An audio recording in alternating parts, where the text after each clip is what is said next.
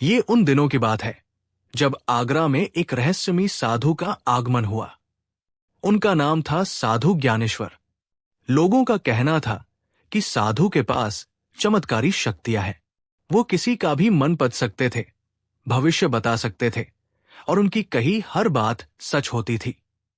देखते ही देखते साधु ज्ञानेश्वर की ख्याति आग की तरह पूरे शहर में फैल गई। आम जनता से लेकर बड़े बड़े अमीर सेठ और दरबारी तक उनके भक्त बनने लगे। लोग अपनी समस्याएं लेकर उनके पास आते और साधु कुछ ऐसा कह देते जो रहस्यमयी ढंग से सच निकल जाता। असल में साधु एक बहुत चतुर मनोवैज्ञानिक थे। वो लोगों के चेहरे, उनके हाव भाव और उनकी बातों से ही उनके मन का हाल जान लेते और उसे ही चमत्कार का नाम दे देते। जल्द ही ये खबर शहंशाह अकबर के कानों तक पहुंची। अकबर खुद भी साधु संतों का बहुत आदर करते थे। उन्होंने उस चमत्कारी साधु को दरबार में आमंत्रित करने का फैसला किया। जब साधु ज्ञानेश्वर ने दरबार में प्रवेश किया तो उनके तेज को देखकर सभी दरबारी प्रभावित हो गए। अकबर भी अपने सिंहासन से उठकर उनके स्वागत के लिए आगे बढ़े, लेकिन साधु के चेहरे पर विनम्रता का कोई भाव नहीं था, बल्कि एक तरह का अहंकार था, जैसे वो किसी राजा से नहीं बल्कि अपने किसी साधारण भक्त से मिल रहे हों। अकबर ने कहा, स्वागत है आपका महात्मा। हमने आपके ज्ञान और आपकी शक्तियों के बारे में बहुत सुना है। आज हमारा दरबार आपके आने से धन्य हो गया। साधु ज्ञानेश्वर ने हल्की व्यंग्यात्मक मुस्कान के साथ जवाब दिया, राजन, हम किसी के बुलाने पर नहीं आते। ईश्वर की इच्छा थी कि हम इस सल्तनत को अपना आशीर्वाद दें, इसलिए हम चले आए। आपके दरबार में अज्ञानी और चापलूसों की भीड़ देखकर हमें दया आ रही है। ये सुनते ही दरबार में सन्नाटा छा गया। ये शहंशाह का सीधा अपमान था, लेकिन अकबर ने संयम बनाए रखा। उन्होंने सोचा, शायद सिद्ध पुरुषों का स्वभाव ऐसा ही होता है। एक मंत्री जो अपने ज्ञान के लिए जाना जाता था, उसने साधु से एक शास्त्रीय प्रश्न पूछने की हिम्मत की। साधु ने उसे बीच में ही टोक दिया। साधु बोले, चुप रहो मूर्ख, तुम मुझसे वो सवाल पूछ रहे हो जिसका जवाब मैं तब जानता था जब तुम्हारे पूर्वजों ने बोलना भी नहीं सीखा था। इस दरबार में कोई ऐसा नहीं जो मेरे ज्ञान के सामने एक पल भी टिक सके। मैं वो देख सकता हूं जो तुम सब कभी नहीं देख सकते। मैं तुम्हारे मन के अंदर झांक सकता हूं। यह कहकर साधु ने एक दरबारी की ओर इशारा किया और कहा, तुम अपनी बेटी के विवाह के लिए चिंतित हो, है ना? चिंता मत करो, अगले महीने एक अच्छा रिश्ता आएगा। वो दरबारी हैरान रह गया, क्योंकि ये बात सच थी। फिर साधु ने दूसरे की ओर देखकर कहा, तुम्हारी जमीन का मुकदमा चल रहा है, तुम जीत जाओगे। एक एक करके साधु ने दो चार लोगों की ऐसी बातें बताईं जो सच थी। अब तो पूरा दरबार उनके चमत्कार को नमस्कार करने लगा। अकबर भी बहुत प्रभावित हुए। उन्हें लगा कि सचमुच कोई सिद्ध पुरुष उनके दरबार में आया है। इस पूरे तमाशे के दौरान केवल एक व्यक्ति था जो शांत, अविचलित और अपनी जगह पर बैठा सब कुछ देख रहा था। उसके चेहरे पर न आश्चर्य था, न भक्ति, बस एक गहरी सोच थी। वो थे बीरबल। बीरबल जानते थे कि ये सब हाथ की सफाई और मनोविज्ञान का खेल है। साधु उन्हीं लोगों को चुन रहे थे जिनके चेहरे पर चिंता की लकीरें साफ दिख रही थी, और फिर वो एक सामान्य और गोलमोल भविष्यवाणी कर रहे थे। दोस्तों, क्या आप भी ऐसे किसी व्यक्ति से मिले हैं जो भविष्य बताने या मन पढ़ने का दावा करता है? आपका अनुभव कैसा रहा? हमें कमेंट सेक्शन में बताइए। और चलिए देखते हैं कि बीरबल इस ढोंगी बाबा का पर्दाफाश कैसे करते हैं। उस रात अकबर अपने निजी कक्ष में बीरबल के साथ बैठे थे। अकबर बोले, बीरबल, आज हम साधु ज्ञानेश्वर से मिलकर धन्य हो गए। क्या दिव्य पुरुष है, उनकी आंखों में कितना तेज है। उन्होंने जो कुछ कहा सब सच निकला। बीरबल ने शांत भाव से कहा, गुस्ताखी माफ हो जहां पनाह, पर हर चमकने वाली चीज सोना नहीं होती और हर जटाधारी साधु ज्ञानी नहीं होता। अकबर नाराज होकर बोले, तुम्हारा मतलब क्या है बीरबल? क्या तुम उनकी शक्तियों पर संदेह कर रहे हो? तुमने खुद देखा, उन्होंने सबके मन की बात बता दी। बीरबल ने उत्तर दिया, जहां पनाह, मैंने चमत्कार नहीं बल्कि एक चालाक इंसान को देखा जो लोगों के मनोविज्ञान से खेलना जानता है। मन की बात पढ़ना और भविष्य बताना अगर इतना ही आसान होता तो दुनिया में कोई दुखी ही नहीं होता। अकबर को बीरबल की बात अच्छी नहीं लगी। उन्हें लगा कि बीरबल ईर्ष्या कर रहे हैं। उन्होंने चुनौती देते हुए कहा, अगर तुम इतने ही बुद्धिमान हो तो साबित करके दिखाओ कि साधु गलत है, वरना आज के बाद तुम अपनी चतुराई का घमंड कभी मत करना। बीरबल इसी मौके का इंतजार कर रहे थे। उन्होंने कहा, मुझे आपकी चुनौती स्वीकार है जहांपनाह, पर इसके लिए आपको मेरा साथ देना होगा और मैं जैसा कहूं वैसा ही करना होगा। मैं वादा करता हूं कि दूध का दूध और पानी का पानी सबके सामने हो जाएगा। अकबर मान गए। अब बीरबल के दिमाग में एक योजना आकार लेने लगी थी, एक ऐसी योजना जो साधु के सबसे बड़े हथियार, उसके अहंकार को ही उसके खिलाफ इस्तेमाल करने वाली थी। अगर आप बीरबल की इस दिमागी चाल को देखने के लिए उत्साहित हैं, तो इस वीडियो को एक लाइक करके हमारा हौसला बढ़ाइए। आपका एक लाइक हमें ऐसी ही बेहतरीन कहानियां लाने के लिए प्रेरित करता है। अगले दिन बीरबल दरबार में पहुंचे। साधु ज्ञानेश्वर आज भी दरबार में मौजूद थे और अपने ज्ञान का बखान कर रहे थे। बीरबल सीधे साधु के पास गए और उनके चरणों में गिर पड़े। बीरबल ने बड़ी विनम्रता और भक्ति का नाटक करते हुए कहा, गुरुदेव, मुझे क्षमा कर दें। कल मैं अज्ञानी आपकी शक्तियों को समझ नहीं पाया था, लेकिन रात भर सोचने के बाद मुझे ज्ञान हुआ कि आप तो स्वयं ईश्वर के अवतार हैं। आपके जैसा भक्त और ज्ञानी इस पूरी धरती पर कोई नहीं है। बीरबल जैसा बुद्धिमान व्यक्ति जब पैरों में गिर जाए तो साधु का अहंकार 7वें आसमान पर पहुंच गया। वो गर्व से मुस्कुराए और बोले, देर से ही सही, पर तुम्हें सत्य का ज्ञान हुआ बीरबल। बीरबल ने कहा, गुरुदेव, अब जब मुझे ज्ञान हो ही गया है तो मैं चाहता हूं कि पूरी सल्तनत को आपकी महानता का लाभ मिले। हमारे शहंशाह एक बहुत बड़ी चिंता में हैं। मुझे विश्वास है कि आप ही उनकी चिंता का निवारण कर सकते हैं। साधु ने अकबर की ओर देखा और पूछा, कहो राजन, क्या समस्या है? तुम्हारी हर समस्या का समाधान मेरे पास है। अब अकबर ने बीरबल की सिखाई हुई बात कहनी शुरू की। अकबर ने दुखी चेहरा बनाकर कहा, महात्मा, मेरे ज्योतिषियों ने बताया है कि मुगल सल्तनत पर एक बहुत बड़ा संकट आने वाला है। एक ऐसा श्राप है जो मेरी जान भी ले सकता है। उन्होंने बताया है कि इस श्राप को केवल वही व्यक्ति टाल सकता है जो इस राज्य का सबसे बड़ा, सबसे सच्चा और सबसे निस्वार्थ भक्त हो। उसे मेरे लिए एक अग्नि परीक्षा देनी होगी। साधु जोर से हंसे, राजन, तुम चिंता क्यों करते हो?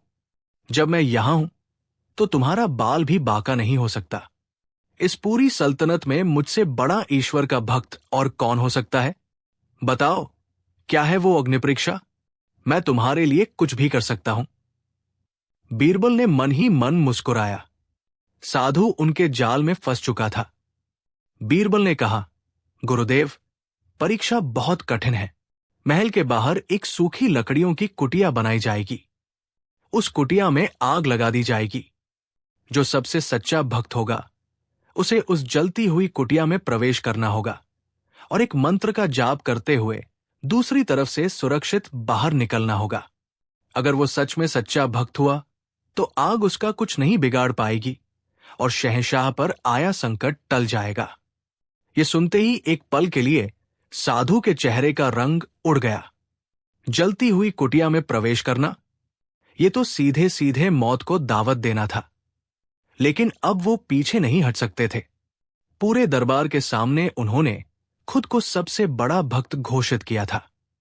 अगर वो मना करते तो उनका सारा ढोंग खुल जाता। अपने अहंकार में अंधे होकर उन्हें अपनी कथित शक्तियों पर भरोसा करना ही पड़ा। साधु ने थोड़ी कांपती आवाज में कहा, बस इतनी सी बात? मैं तैयार हूं। मेरे होते हुए कोई और ये परीक्षा कैसे दे सकता है? मैं ही शहंशाह को बचाऊंगा। बीरबल ने कहा, एक मिनट गुरुदेव, हमें कैसे पता चलेगा कि आप ही सबसे बड़े भक्त हैं? हो सकता है इस सल्तनत में कोई और भी हो जो आपसे ज्यादा निस्वार्थ हो। साधु क्रोधित हो गए। असंभव, मुझसे बड़ा भक्त कोई हो ही नहीं सकता। बीरबल ने कहा, तो फिर एक प्रतियोगिता हो जाए। हमने पूरे शहर में ढिंढोरा पिटवाया है। जो भी खुद को शहंशाह का सबसे बड़ा हितैषी और ईश्वर का सच्चा भक्त मानता है, वो कल सुबह महल के चौक पर आ जाए। आप भी वहां होंगे। हम देखेंगे कि किसमें उस जलती कुटिया में जाने का साहस है। साधु ने चुनौती स्वीकार कर ली। उन्हें पूरा यकीन था कि मौत के डर से उनके सामने कोई और आने की हिम्मत ही नहीं करेगा। अगली सुबह महल का चौक खचाखच भरा हुआ था। बीचों बीच सूखी लकड़ी, घास फूस और घी से भरी एक कुटिया तैयार थी। साधु ज्ञानेश्वर अपने पूरे तामझाम के साथ वहां मौजूद थे, लेकिन उनके चेहरे पर आत्मविश्वास की जगह चिंता की लकीरें थी।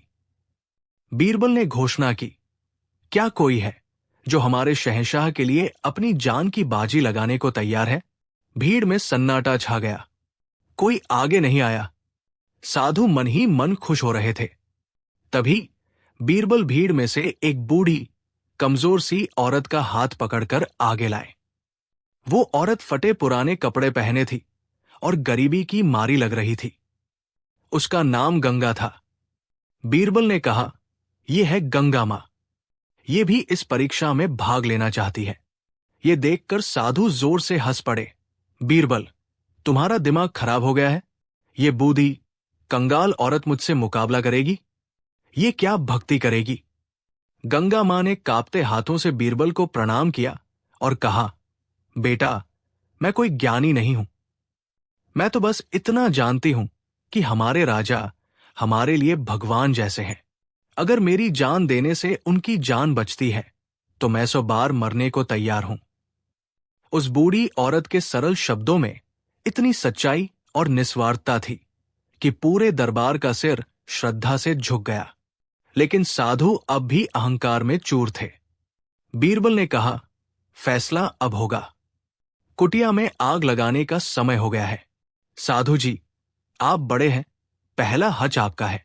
आप आगे बढ़ें और कुटिया में प्रवेश करें। अब साधु की हालत खराब हो गई। कुटिया में घी और सूखी लकड़ियां थी। आग लगते ही वो राख का ढेर बन जाती। उनकी सारी शक्तियां, सारा ज्ञान सब धरे के धरे रह गए। मौत सामने खड़ी थी। वो बहाने बनाने लगे, रुको, अभी सही मुहूर्त नहीं है। ग्रहों की दशा ठीक नहीं है। अगर मैं अभी अंदर गया तो मंत्र की शक्ति काम नहीं करेगी। बीरबल मुस्कुराए, कैसी बात करते हैं गुरुदेव, आप तो त्रिकालदर्शी हैं। आपको तो ये पहले से पता होना चाहिए था। कोई बात नहीं, जब तक आप मुहूर्त का इंतजार करें तब तक गंगा मां को ये अवसर देते हैं। बीरबल ने गंगा मां की ओर देखा। मां, क्या तुम तैयार हो? गंगा मां ने अपनी आंखें बंद की, अपने ईश्वर को याद किया और कहा, हाँ बेटा, मैं तैयार हूं। वो धीरे धीरे उस कुटिया की ओर बढ़ने लगी। उनके मन में कोई डर नहीं था, कोई संदेह नहीं था, बस अपने राजा के प्रति सच्ची श्रद्धा थी। जैसे ही गंगा मां कुटिया के दरवाजे तक पहुंची, साधु ज्ञानेश्वर का धैर्य जवाब दे गया। उन्हें लगा कि ये बूढ़ी औरत सच में अंदर चली जाएगी और मर जाएगी, और फिर उन्हें भी अंदर जाने पर मजबूर किया जाएगा। वो जोर से चिल्लाए, रुको, रुक जाओ, ये सब ढोंग है। मेरे पास कोई शक्ति नहीं है। मैं कोई ज्ञानी नहीं हूं। मैं एक धोखेबाज हूं। मुझे बचा लो, मैं मरना नहीं चाहता। और इतना कहकर वो जमीन पर गिर पड़े और फूट फूट कर रोने लगे। उनका सच सबके सामने आ चुका था। बीरबल ने जिस मनोवैज्ञानिक जाल को बुना था, साधु उसमें बुरी तरह फंस गए थे।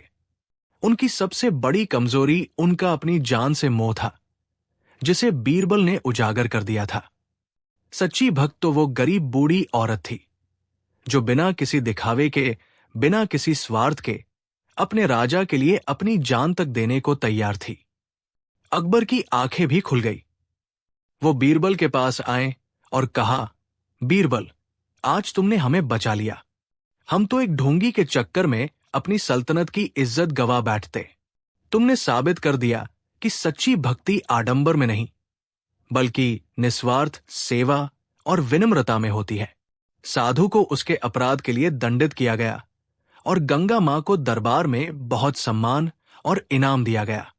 तो दोस्तों, ये थी कहानी ढोंग पर सच्चाई की जीत की। बीरबल ने हमें सिखाया कि जो व्यक्ति सच में ज्ञानी या भक्त होता है, उसे इसका ढिंढोरा पीटने की जरूरत नहीं पड़ती। उसका आचरण, उसकी विनम्रता और उसकी निस्वार्थ सेवा ही उसका सबसे बड़ा परिचय होती है। अहंकार ज्ञान का सबसे बड़ा शत्रु है। कहानी 2। ये कहानी आगरा के पास बसे एक छोटे से गांव की है। उस गांव में लखन नाम का एक गरीब लकड़हारा रहता था। लखन बहुत ही ईमानदार और मेहनती था। वो रोज सुबह जंगल जाता, सूखी लकड़ियां काटता, उनका गट्ठर बनाता और शाम को उसे शहर के बाजार में बेचकर जो कुछ पैसे मिलते, उसी से अपने छोटे से परिवार का गुजारा करता था। उसके परिवार में उसकी पत्नी राधा और एक छोटा बेटा था।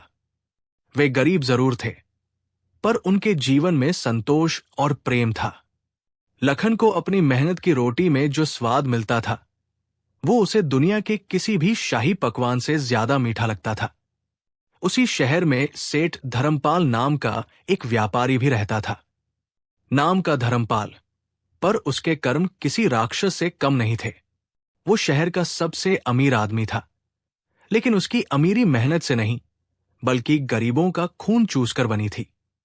वो लोगों को ऊंचे ब्याज पर कर्ज देता और फिर उनकी जमीन जायदाद हड़प लेता था। उसकी क्रूरता और लालच के किस्से दूर दूर तक मशहूर थे। लोग उससे डरते थे और मजबूरी में ही उसके पास जाते थे। एक साल गांव में सूखा पड़ा। बारिश न होने के कारण जंगल की लकड़ियां भी ठीक से नहीं बिक रही थी और लखन की आमदनी लगभग आधी रह गई थी। घर में फाके पड़ने लगे और जैसे मुसीबत कभी अकेले नहीं आती, उसी दौरान लखन की पत्नी राधा बुरी तरह बीमार पड़ गई। गांव के वैद्य ने बताया कि उसकी बीमारी का इलाज केवल शहर के शाही हकीम ही कर सकते हैं और दवाइयों का खर्च भी बहुत ज्यादा आएगा। लखन के पैरों तले से जमीन खिसक गई। उसके पास तो 2 वक्त की रोटी के लिए भी पैसे नहीं थे। वो इतनी महंगी दवाइयां कहां से लाता? उसने गांव में हर किसी से मदद मांगी, पर सब खुद ही गरीबी से जूझ रहे थे। थक हार कर उसके सामने केवल एक ही रास्ता बचा था, सेठ धर्मपाल। कांपते हुए दिल से लखन सेठ धर्मपाल की आलीशान हवेली पर पहुंचा। सेठ अपने मखमली गद्दों पर बैठा हुक्का गुड़गुड़ा रहा था। लखन ने उसके पैरों में गिरकर अपनी पूरी व्यथा सुनाई। सेठ जी, मेरी पत्नी मर रही है। मुझे 10 चांदी के सिक्कों की जरूरत है। मैं आपकी पाई पाई चुका दूंगा, चाहे मुझे जिंदगी भर आपकी गुलामी क्यों न करनी पड़े। सेठ धर्मपाल ने उसे ऊपर से नीचे तक घृणा की नजरों से देखा।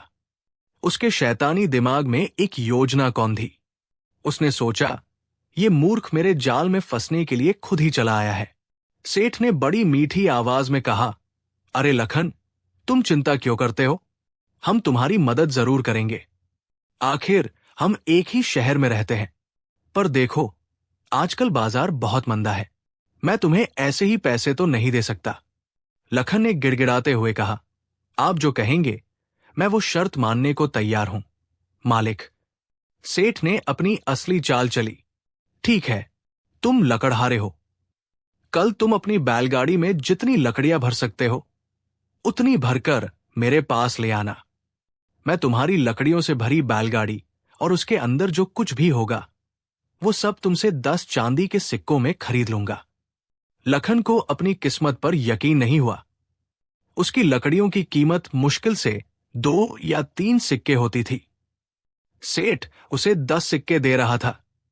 उसे लगा कि सेठ के दिल में सच में दया आ गई है।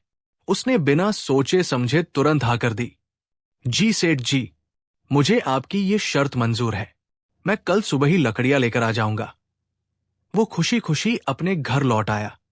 अगली सुबह लखन ने अपनी पूरी जान लगाकर लकड़ियां काटी और अपनी छोटी सी बैलगाड़ी को ऊपर तक भर दिया। वो खुद गाड़ी के ऊपर लकड़ियों के गट्ठर पर बैठ गया और खुशी खुशी सेठ की हवेली की ओर चल पड़ा। उसे लग रहा था कि आज उसकी सारी मुश्किलें खत्म हो जाएंगी। जब वो सेठ की हवेली पहुंचा तो सेठ उसे बाहर ही मिल गया।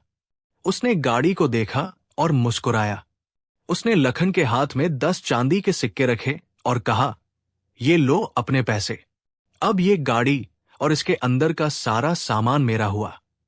लखन ने सिक्के लिए और अपनी पत्नी के इलाज के सपने देखने लगा। वो गाड़ी से उतरकर जाने ही वाला था कि सेठ के 2 हटे-कटे पहरेदारों ने उसे पकड़ लिया। लखन चिल्लाया, ये क्या कर रहे हो? छोड़ो मुझे। सेठ धर्मपाल जोर जोर से हंसा। उसकी हंसी किसी शैतान की हंसी जैसी लग रही थी। कहाँ जा रहे हो? गुलाम, क्या तुम भूल गए कि हमारी शर्त क्या थी? लखन ने कहा, शर्त तो यही थी कि आप मेरी लकड़ियों से भरी गाड़ी खरीदेंगे। सेठ ने कहा, नहीं मूर्ख, शर्त यह थी कि मैं गाड़ी और उसके अंदर जो कुछ भी होगा वो सब खरीदूंगा। जब तुम गाड़ी लेकर आए तो लकड़ियों के ऊपर कौन बैठा था? लखन का दिल धक से रह गया। मैं बैठा था। तो फिर सेठ ने अपनी जीत की घोषणा करते हुए कहा, शर्त के अनुसार लकड़ियों के साथ साथ तुम भी अब मेरे हो गए हो। आज से तुम मेरे गुलाम हो और जिंदगी भर मेरी सेवा करोगे। ये सुनते ही लखन के होश उड़ गए। उसे समझ आया कि वो कितनी बुरी तरह से सेठ के जाल में फंस चुका है। वो रोने लगा, गिड़गिड़ाने लगा, नहीं सेठ जी, ऐसा जुल्म मत करो। मेरी पत्नी बीमार है, मेरा बच्चा छोटा है, वे मेरे बिना मर जाएंगे। लेकिन पत्थर दिल सेठ पर उसकी बातों का कोई असर नहीं हुआ। उसने अपने पहरेदारों को हुक्म दिया, इसे ले जाकर जानवरों के बाड़े में बंद कर दो। आज से यही इसका घर है। लखन को जबरदस्ती खींचकर ले जाया गया। उसकी दुनिया लुट चुकी थी। एक तरफ उसकी पत्नी मौत से लड़ रही थी, दूसरी तरफ वो खुद गुलामी की जंजीरों में जकड़ गया था। ये खबर जब गांव में पहुंची तो सब सेठ धर्मपाल को कोसने लगे, पर किसी में इतनी हिम्मत नहीं थी कि उसके खिलाफ आवाज उठा सके। गांव की पंचायत भी सेठ के आगे बेबस थी, क्योंकि लकीर का फकीर बनकर देखने पर शर्त के शब्द सेठ के पक्ष में थे। कई दिन बीत गए। लखन जानवरों की तरह बाड़े में रहता और सेठ के सारे गंदे काम करता। उसकी आंखों से आंसू सूख चुके थे, पर उसके दिल में उम्मीद की एक छोटी सी लौ अब भी जल रही थी, शहंशाह अकबर के न्याय की लौ। गांव के एक बूले आदमी ने हिम्मत करके लखन की पत्नी राधा को सलाह दी, बेटी, अब तुम्हारा पति तुम्हें शहंशाह अकबर के दरबार से ही वापस मिल सकता है। वहां बीरबल है जो अपनी बुद्धि से हर असंभव को संभव बना सकते हैं। राधा, जो खुद बीमारी से कमजोर थी, अपनी आखिरी उम्मीद लेकर आगरा के शाही दरबार की ओर चल पड़ी। कई दिनों की मुश्किल यात्रा के बाद वह दरबार में पहुंची। अपनी फटेहाल हालत में उसने रो रो कर शहंशाह अकबर को अपनी पूरी कहानी सुनाई। कैसे सेठ धर्मपाल ने धोखे से उसके पति को गुलाम बना लिया। पूरी कहानी सुनकर अकबर का चेहरा क्रोध से लाल हो गया। उन्हें विश्वास नहीं हुआ कि उनकी सल्तनत में कोई इतना क्रूर और धूर्त व्यक्ति हो सकता है। दरबार में बैठे सभी मंत्री भी सेठ की इस नीच हरकत पर हैरान थे। अकबर ने तुरंत सेठ धर्मपाल को दरबार में पेश करने का हुक्म दिया। जब सेठ धर्मपाल दरबार में आया तो उसके चेहरे पर कोई डर या शर्म नहीं थी, बल्कि एक तरह का आत्मविश्वास था। उसे पता था कि कानून के शब्द उसके साथ है। अकबर ने गरज कर पूछा, धर्मपाल, क्या यह सच है कि तुमने इस गरीब लकड़हारे को धोखे से अपना गुलाम बना लिया है? सेठ ने बड़ी चालाकी से सिर झुकाकर कहा, गुस्ताखी माफ हो जहांपनाह, पर मैंने कोई धोखा नहीं किया। मैंने तो बस एक सौदा किया था। सौदा ये था कि मैं लखन की गाड़ी और उसके अंदर मौजूद हर चीज को 10 चांदी के सिक्कों में खरीदूंगा। जब वो आया तो वो खुद गाड़ी के अंदर बैठा था। मैंने तो बस सौदे की शर्त पूरी की है, इसमें मेरा क्या कसूर? उसने अपनी बात को साबित करने के लिए अपने साथ लाए 2 गवाहों को भी पेश कर दिया, जिन्हें उसने पहले ही सिखा पढ़ा दिया था। दोनों गवाहों ने भी यही कहा कि सौदा गाड़ी के अंदर की हर चीज का हुआ था। अकबर और बाकी दरबारी निरुत्तर हो गए। बात तो सेठ सही कह रहा था। शब्दशः देखने पर गलती लखन की ही लग रही थी, जिसने बिना सोचे समझे शर्त मान ली थी। शहंशाह न्यायप्रिय थे, वो कानून के खिलाफ नहीं जा सकते थे। उन्हें समझ नहीं आ रहा था कि इस गरीब को न्याय कैसे दिलाया जाए। दरबार में एक अजीब सी खामोशी छा गई। राधा की उम्मीदें टूटने लगी थी। तभी बीरबल, जो अब तक शांत खड़े सब कुछ देख और सुन रहे थे, मुस्कुराए। उन्होंने शहंशाह से कुछ कहने की इजाजत मांगी। बीरबल ने कहा, जहांपनाह, सेठ धर्मपाल बिल्कुल सच कह रहे हैं। ये सुनकर सब चौंक गए। सेठ की तो खुशी का ठिकाना न रहा। उसे लगा कि बीरबल भी उसकी तरफ है। बीरबल ने आगे कहा, एक सौदा होता है और उसकी शर्तों का पालन होना ही चाहिए। शर्त के अनुसार लखन गाड़ी के अंदर था, इसलिए वो अब सेठ जी की संपत्ति है। इस पर कोई बहस नहीं हो सकती। ये सुनकर लखन की पत्नी जमीन पर गिरकर रोने लगी। अकबर भी हैरान थे कि बीरबल आज कैसी बातें कर रहे हैं, लेकिन बीरबल ने अपनी असली चाल अब चलनी थी। वो सेठ धर्मपाल के पास गए और बोले, सेठ जी, आपको आपकी नई संपत्ति मुबारक हो। लखन अब आपका गुलाम है, लेकिन मेरी एक छोटी सी शंका है, उसे दूर कर दीजिए। सेठ ने अकड़कर कहा, पूछो, क्या पूछना है? बीरबल ने पूछा, आपने लखन की गाड़ी और उसके अंदर की हर चीज खरीदी है ना? सेठ ने कहा, हां, बिल्कुल। बीरबल ने फिर पूछा, तो आपने लखन को तो अपना गुलाम बना लिया, जो गाड़ी के अंदर था, लेकिन आपने उस लकड़ी की गाड़ी का क्या किया? सेठ ने लापरवाही से कहा, वो तो मेरे बाड़े में खड़ी है, वो भी अब मेरी ही है। बीरबल ने जोर से कहा, नहीं, यही आप गलती कर रहे हैं। सेठ जी, सौदा गाड़ी के अंदर की चीजों का हुआ था, खुद गाड़ी का नहीं। गाड़ी तो एक बर्तन की तरह थी, जिसमें सामान रखा था। आपने बर्तन के अंदर का सामान खरीदा है, खुद बर्तन को नहीं। ये सुनते ही सेठ का चेहरा पीला पड़ गया। उसे समझ आ गया कि बीरबल उसे कहां फंसा रहे हैं। बीरबल ने अपनी आवाज और बुलंद करते हुए कहा, वो बैलगाड़ी अभी भी लखन की ही संपत्ति है, और आपने पिछले 1 महीने से अपनी गुलाम नाम की संपत्ति को लखन की बैलगाड़ी नाम की संपत्ति के अंदर रखा हुआ है। इसका मतलब यह है कि आप पिछले 1 महीने से लखन की गाड़ी का इस्तेमाल कर रहे हैं और आपने उसका किराया नहीं चुकाया है। अब तो पूरे दरबार में सनसनी फैल गई। अकबर के चेहरे पर भी मुस्कान आ गई। वो समझ गए कि बीरबल का दिमाग किस दिशा में चल रहा है। सेठ घबराकर बोला, कैसा किराया? ये बकवास है। बीरबल ने कहा, बिल्कुल बकवास नहीं है। जब कोई किसी की चीज का इस्तेमाल करता है तो उसे किराया देना पड़ता है, और चूंकि आपने एक इंसान को रखने के लिए उस गाड़ी का इस्तेमाल किया है, तो इसका किराया भी खास होगा। जहांपनाह, मेरी नजर में सेठ जी को लखन को उसकी गाड़ी का किराया चुकाना चाहिए, और ये किराया होना चाहिए प्रतिदिन 50 सोने की मोहरें। 50 सोने की मोहरें। ये रकम सुनकर सेठ धर्मपाल के तो होश ही उड़ गए। 1 महीने का किराया 1500 सोने की मोहरें बनता था। इतने में तो वो 10 लकड़हारे खरीद लेता। वो चिल्लाया, ये अन्याय है, मैं इतना किराया नहीं दूंगा। बीरबल ने शांत भाव से कहा, क्यों नहीं देंगे? सौदा तो सौदा होता है सेठ जी। या तो आप किराया दीजिए, या फिर लखन को उसकी गाड़ी से बाहर निकालकर उसे आजाद कर दीजिए, और पिछले 1 महीने का किराया भी चुकाइए। सेठ धर्मपाल बीरबल के बुने हुए जाल में बुरी तरह फंस चुका था। बीरबल ने उसी के तर्क को उसी के खिलाफ इस्तेमाल कर दिया था। अब उसके पास कोई रास्ता नहीं बचा था। उसने तुरंत अकबर के पैरों में गिरकर माफी मांगी। मुझे माफ कर दीजिए जहांपनाह। मुझसे गलती हो गई, मैं लखन को अभी आजाद करता हूं, मुझे कोई किराया नहीं देना।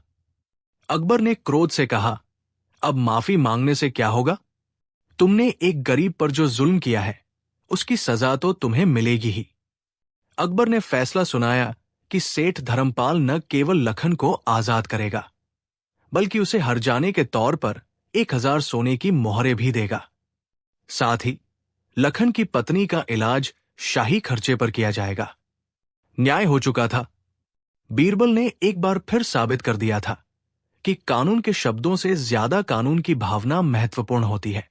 उस दिन के बाद सेठ धर्मपाल को ऐसा सबक मिला कि उसने फिर कभी किसी गरीब को सताने की हिम्मत नहीं की और लखन अपने परिवार के साथ खुशी खुशी रहने लगा। तो दोस्तों, ये थी बीरबल की बुद्धिमानी की एक और मिसाल, जो हमें सिखाती है कि लालच और धोखे की उम्र लंबी नहीं होती। सत्य और न्याय की हमेशा जीत होती है, भले ही उसमें थोड़ी देर क्यों न हो जाए। आपको बीरबल की ये तरकीब कैसी लगी? क्या आपने कभी सोचा था कि एक साधारण सी बैलगाड़ी का किराया इतना बड़ा न्याय कर सकता है? हमें कमेंट्स में अपनी राय जरूर बताइएगा। कहानी 3। ये उन दिनों की बात है जब शहंशाह अकबर अपनी सल्तनत में फैले एक रोग से बहुत परेशान थे।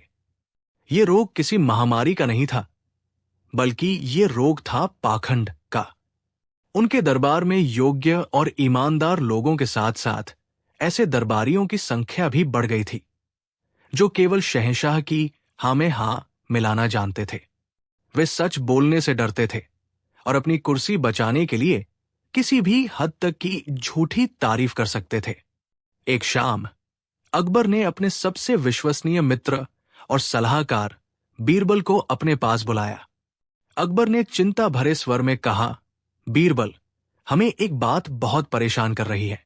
हमारा दरबार ज्ञानियों और वीरों से भरा है, पर हमें लगता है कि उनमें से कई लोग ईमानदार नहीं हैं। वे हमारे सामने सच बोलने से डरते हैं। वे वही कहते हैं जो हमें सुनना पसंद है, न कि वो जो सच है। हमें कैसे पता चलेगा कि कौन सच्चा है और कौन झूठा? कौन दिल से हमारा वफादार है और कौन सिर्फ अपनी जेब भरने के लिए हमारी तारीफ करता है? बीरबल ने शहंशाह की चिंता को समझा। वो जानते थे कि चापलूसी किसी भी सल्तनत को दीमक की तरह खोखला कर सकती है। बीरबल ने एक रहस्यमयी मुस्कान के साथ कहा, जहां पनाह, आपकी चिंता जायज है। इंसान का असली चेहरा संकट के समय या फिर लालच के सामने ही उजागर होता है। अगर आप आज्ञा दें तो मेरे पास एक योजना है, एक ऐसी परीक्षा जिससे दूध का दूध और पानी का पानी हो जाएगा। हम जान जाएंगे कि हमारे दरबार में कितने लोग अंधे होकर भी देखने का नाटक करते हैं। अकबर ने उत्सुकता से पूछा, कैसी योजना बीरबल? हमें विस्तार से बताओ। बीरबल बोले, हुजूर, मैं दरबार में एक ऐसा नायाब घोड़ा लेकर आऊंगा जो आज तक दुनिया में किसी ने नहीं देखा होगा। लेकिन उस घोड़े को देखने की एक शर्त होगी, एक ऐसी शर्त जो हमारे दरबारियों के सच और झूठ का पर्दा हटा देगी। अकबर बीरबल की योजना की गहराई को तुरंत समझ नहीं पाए, लेकिन उन्हें अपने मित्र की बुद्धिमानी पर पूरा भरोसा था। उन्होंने कहा, ठीक है बीरबल, हम तुम्हारे साथ हैं। तुम्हें जो चाहिए वो मिलेगा। हम भी देखना चाहते हैं कि तुम क्या कमाल करते हो। अगले दिन दरबार खचाखच भरा हुआ था। बीरबल अपनी जगह से उठे और शहंशाह से कुछ कहने की इजाजत मांगी। बीरबल ने कहा, जहांपनाह और दरबार के सभी सम्मानीय सदस्यों, आप सबको ये जानकर अत्यंत हर्ष होगा कि हमारी सल्तनत को एक अनमोल तोहफा मिलने वाला है। मेरे एक मित्र जो फारस के एक महान सौदागर हैं, उन्होंने मेरे लिए एक ऐसा घोड़ा भेजा है जो इस धरती पर अपनी तरह का इकलौता है। वो घोड़ा देवलोक के घोड़ों का वंशज है। ये सुनते ही पूरे दरबार में कानाफूसी शुरू हो गई। एक अमीर मंत्री जो घोड़ों का बहुत शौकीन था, उसने पूछा, बीरबल जी, उस घोड़े में ऐसी क्या खासियत है? बीरबल ने गंभीर और रहस्यमयी आवाज में कहा, यह कोई साधारण घोड़ा नहीं है। ये अल बुर्राक की नस्ल का है। कहते हैं कि ये हवा से बातें करता है, इसकी रफ्तार बिजली से भी तेज है और इसकी सुंदरता ऐसी है कि चांद भी शर्मा जाए। लेकिन इसकी सबसे बड़ी और सबसे अद्भुत खासियत यह है कि यह हर किसी को दिखाई नहीं देता। अब दरबार में सन्नाटा छा गया। बीरबल ने अपनी बात आगे बढ़ाई।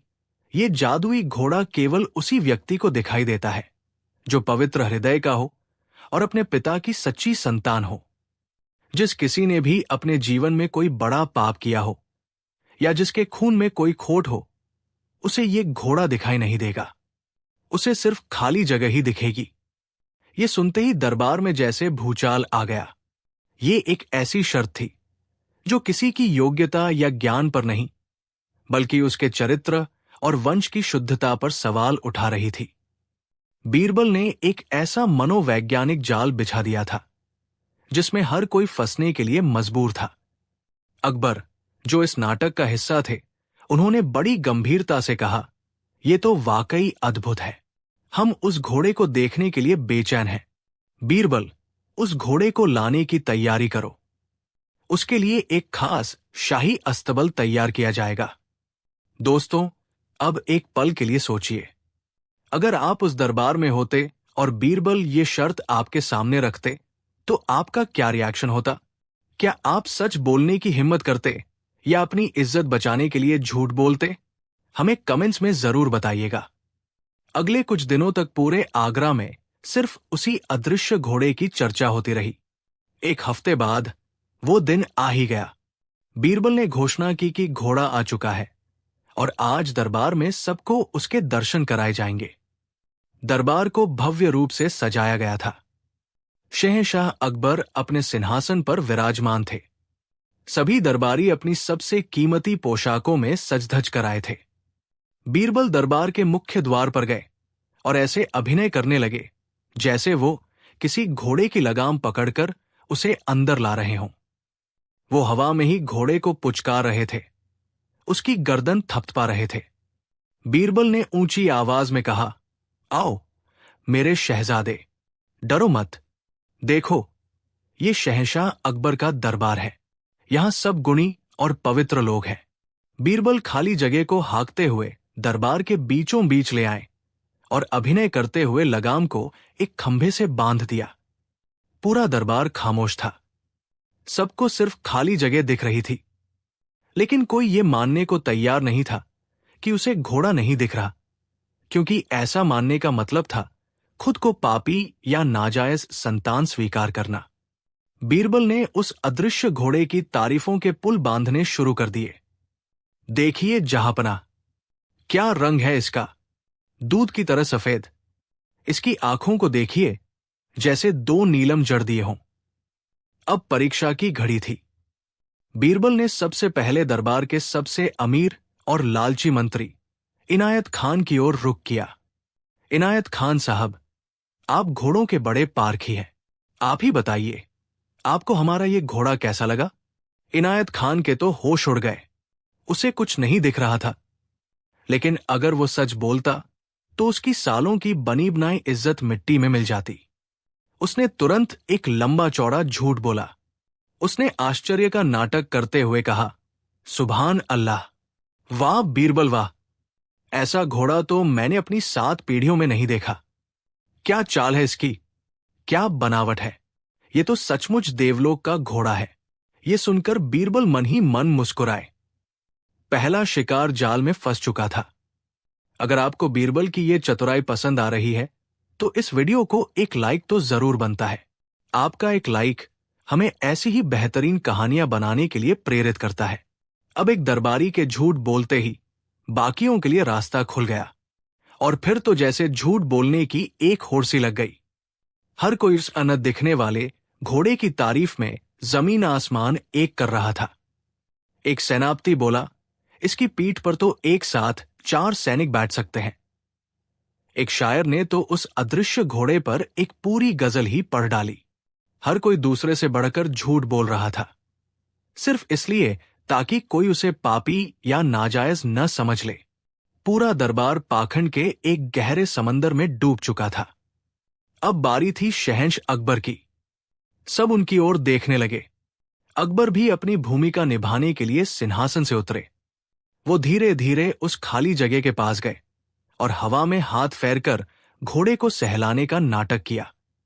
अकबर ने एक गहरी, प्रभावित आवाज में कहा, बीरबल, आज तुमने हमारी आंखें खोल दी। ये घोड़ा इस दरबार की शान बनेगा। हम इसे खरीदेंगे। बीरबल, बताओ, इस अनमोल घोड़े की क्या कीमत है? बीरबल ने कहा, जहांपनाह, सौदागर ने इसे लाने के लिए 1 लाख सोने की मोहरों का खर्च बताया है। अकबर ने तुरंत अपने खजांची को हुक्म दिया, खजांची, बीरबल को तुरंत 1 लाख सोने की मोहरें दे दी जाए। खजांची ने मोहरों से भरी एक थैली बीरबल को सौंप दी। अब बीरबल ने अपना आखिरी दाव खेला। बीरबल ने कहा, जहांपनाह, अब जब आपने ये घोड़ा खरीद ही लिया है तो इसकी सवारी करके इसका मान बढ़ाना तो बनता ही है। ये कहकर बीरबल ने उस सबसे मोटे और घमंडी मंत्री इनायत खान को कहा, इनायत खान साहब, आप ही सबसे पहले इस पर सवारी करके इसका शुभ आरंभ कीजिए। अब इनायत खान की हालत देखने लायक थी। वो बुरी तरह फंस चुका था। वो कांपते हुए आगे बढ़ा और हवा में पैर उठाकर घोड़े पर चढ़ने का नाटक करने लगा, लेकिन उसका संतुलन बिगड़ गया और वो धड़ाम से जमीन पर गिर पड़ा। बीरबल ने चिंता जताने का नाटक करते हुए कहा, अरे अरे, इनायत खान साहब, आप गिर गए। लगता है घोड़ा बहुत ताकतवर है, या शायद आपसे कोई पाप हो गया है। ये सुनते ही इनायत खान का चेहरा शर्म से लाल हो गया। उसने हाथ जोड़कर कहा, मुझे माफ कर दो बीरबल, मुझसे गलती हो गई। मुझे कोई घोड़ा नहीं दिख रहा। मैंने तो बस अपनी इज्जत बचाने के लिए झूठ बोला था। जैसे ही एक ने सच कबूला, बाकी दरबारियों में भी हिम्मत आ गई। एक एक करके सबने स्वीकार करना शुरू कर दिया कि उन्हें भी कोई घोड़ा नहीं दिख रहा था। पूरे दरबार में सच बोलने की लहर दौड़ गई। सबका पाखंड का नकाब उतर चुका था। तब बीरबल ने वो सोने की मोहरों से भरी थैली उठाई और शहंश अकबर के सामने रख दी। बीरबल ने गंभीर स्वर में कहा, जहांपनाह, ये लीजिए अपनी 1 लाख मोहरें। मैं कोई घोड़ा बेचने नहीं आया था। मैं तो बस ये देखना चाहता था कि हमारे दरबार में कितने लोग सच बोलने का साहस रखते हैं। आज मैंने घोड़ा नहीं बेचा, बल्कि इन सब लोगों को इनका डर और इनका पाखंड बेचा है। ये सुनकर सभी दरबारियों के सिर शर्म से झुक गए। अकबर अपनी जगह से उठे और बीरबल को गले लगा लिया।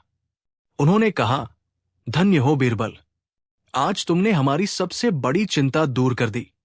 ये 1 लाख मोहरें अब शहर के गरीबों और जरूरतमंदों में बांट दी जाएंगी, उन लोगों में जो शायद अमीर नहीं पर दिल से सच्चे और ईमानदार हैं। तो दोस्तों, ये थी बीरबल के अदृश्य घोड़े की कहानी। एक ऐसी कहानी जो हमें सिखाती है कि समाज का डर और अपनी झूठी इज्जत बचाने की कोशिश हमें अक्सर पाखंडी और झूठा बना देती है। सच्ची महानता महंगे कपड़ों या ऊंचे पद में नहीं, बल्कि सच को स्वीकार करने के साहस में होती है। कहानी 4। आगरा शहर, जो मुगल सल्तनत की शान था, अपनी भव्यता और व्यापार के लिए दूर दूर तक जाना जाता था। इसी शहर में एक बहुत ही अमीर और नेक दिल व्यापारी रहते थे, जिनका नाम था सेठ हरिदास। सेठ जी अपनी ईमानदारी और मेहनत के लिए प्रसिद्ध थे। उन्होंने पाई पाई जोड़कर एक बहुत बड़ा व्यापार खड़ा किया था।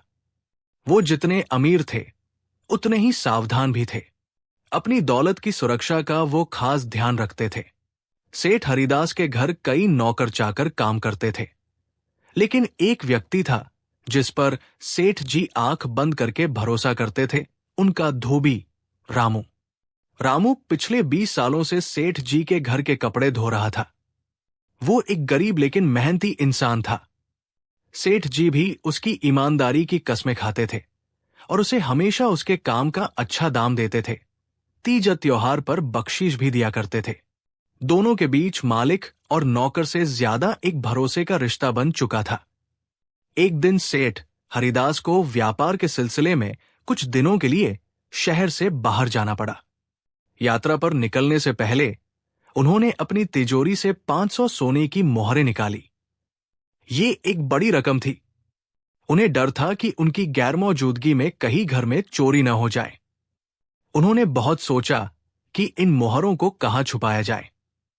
तिजोरी सुरक्षित थी, पर उनका मन नहीं मान रहा था। तभी उन्हें एक तरकीब सूझी।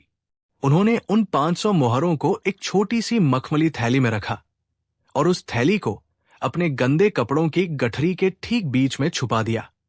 उन्होंने सोचा कि भला गंदे कपड़ों की गठरी में चोरी करने के बारे में कौन सोचेगा। ये जगह सबसे सुरक्षित रहेगी। उसी समय रामू धोबी कपड़े लेने आया। सेठ जी ने उसे अपने मैले कपड़ों की वो भारी गठरी सौंप दी और कहा, रामू, इन कपड़ों को अच्छी तरह धोकर प्रेस कर देना। मैं कुछ दिनों में यात्रा से लौट कर आऊंगा, तब ले लूंगा। रामू ने सिर हिलाया और गठरी उठाकर अपने घर की ओर चल पड़ा। सेठ हरिदास भी निश्चिंत होकर अपनी यात्रा पर निकल गए। रामू अपने घर पहुंचा और सेठ जी के कपड़ों की गठरी को धोने के लिए खोलने लगा। जैसे ही उसने कपड़ों को फैलाना शुरू किया, उसके हाथ से एक छोटी भारी सी थैली टकराई। उसने उत्सुकता से थैली को उठाया और उसे खोला। थैली के खुलते ही रामू की आंखें चौंधिया गई। उसके अंदर सोने की मोहरें सूरज की तरह चमक रही थी। उसने अपनी कांपती उंगलियों से उन्हें गिना, पूरी 500 मोहरें। उसने अपनी पूरी जिंदगी में इतनी दौलत एक साथ नहीं देखी थी।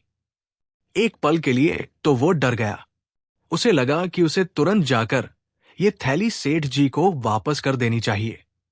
लेकिन फिर उसके मन में लालच का कीड़ा कुलबुलाने लगा। शैतान उसके कानों में फुसफुसाने लगा, रामू, ये तो किस्मत का खेल है। सेठ जी के पास तो अथाह दौलत है, उन्हें इन 500 मोहरों से कोई फर्क नहीं पड़ेगा। लेकिन तेरी तो पूरी जिंदगी बदल जाएगी। गरीबी के दिन खत्म हो जाएंगे, तेरे बच्चे अच्छे स्कूलों में पढ़ेंगे, तेरी पत्नी को गहने मिलेंगे। 20 साल की ईमानदारी पर एक पल का लालच भारी पड़ गया। उसके जमीर और लालच के बीच एक जंग छिड़ गई और दुर्भाग्य से इस जंग में लालच की जीत हुई। रामू ने कांपते हाथों से वो थैली उठाई और उसे अपने घर के एक कोने में अनाज के एक पुराने डिब्बे में छुपा दिया। फिर उसने ऐसे काम करना शुरू कर दिया जैसे कुछ हुआ ही न हो। एक हफ्ते बाद सेठ हरिदास यात्रा से लौटे। घर आते ही उन्हें सबसे पहले अपनी मोहरों की याद आई। उन्होंने रामू को बुलवाया और अपने धुले हुए कपड़े लिए। कपड़ों की तलाशी लेने पर जब उन्हें वो थैली नहीं मिली तो उनके पैरों तले से जमीन खिसक गई। उन्होंने तुरंत रामू को बुलाया।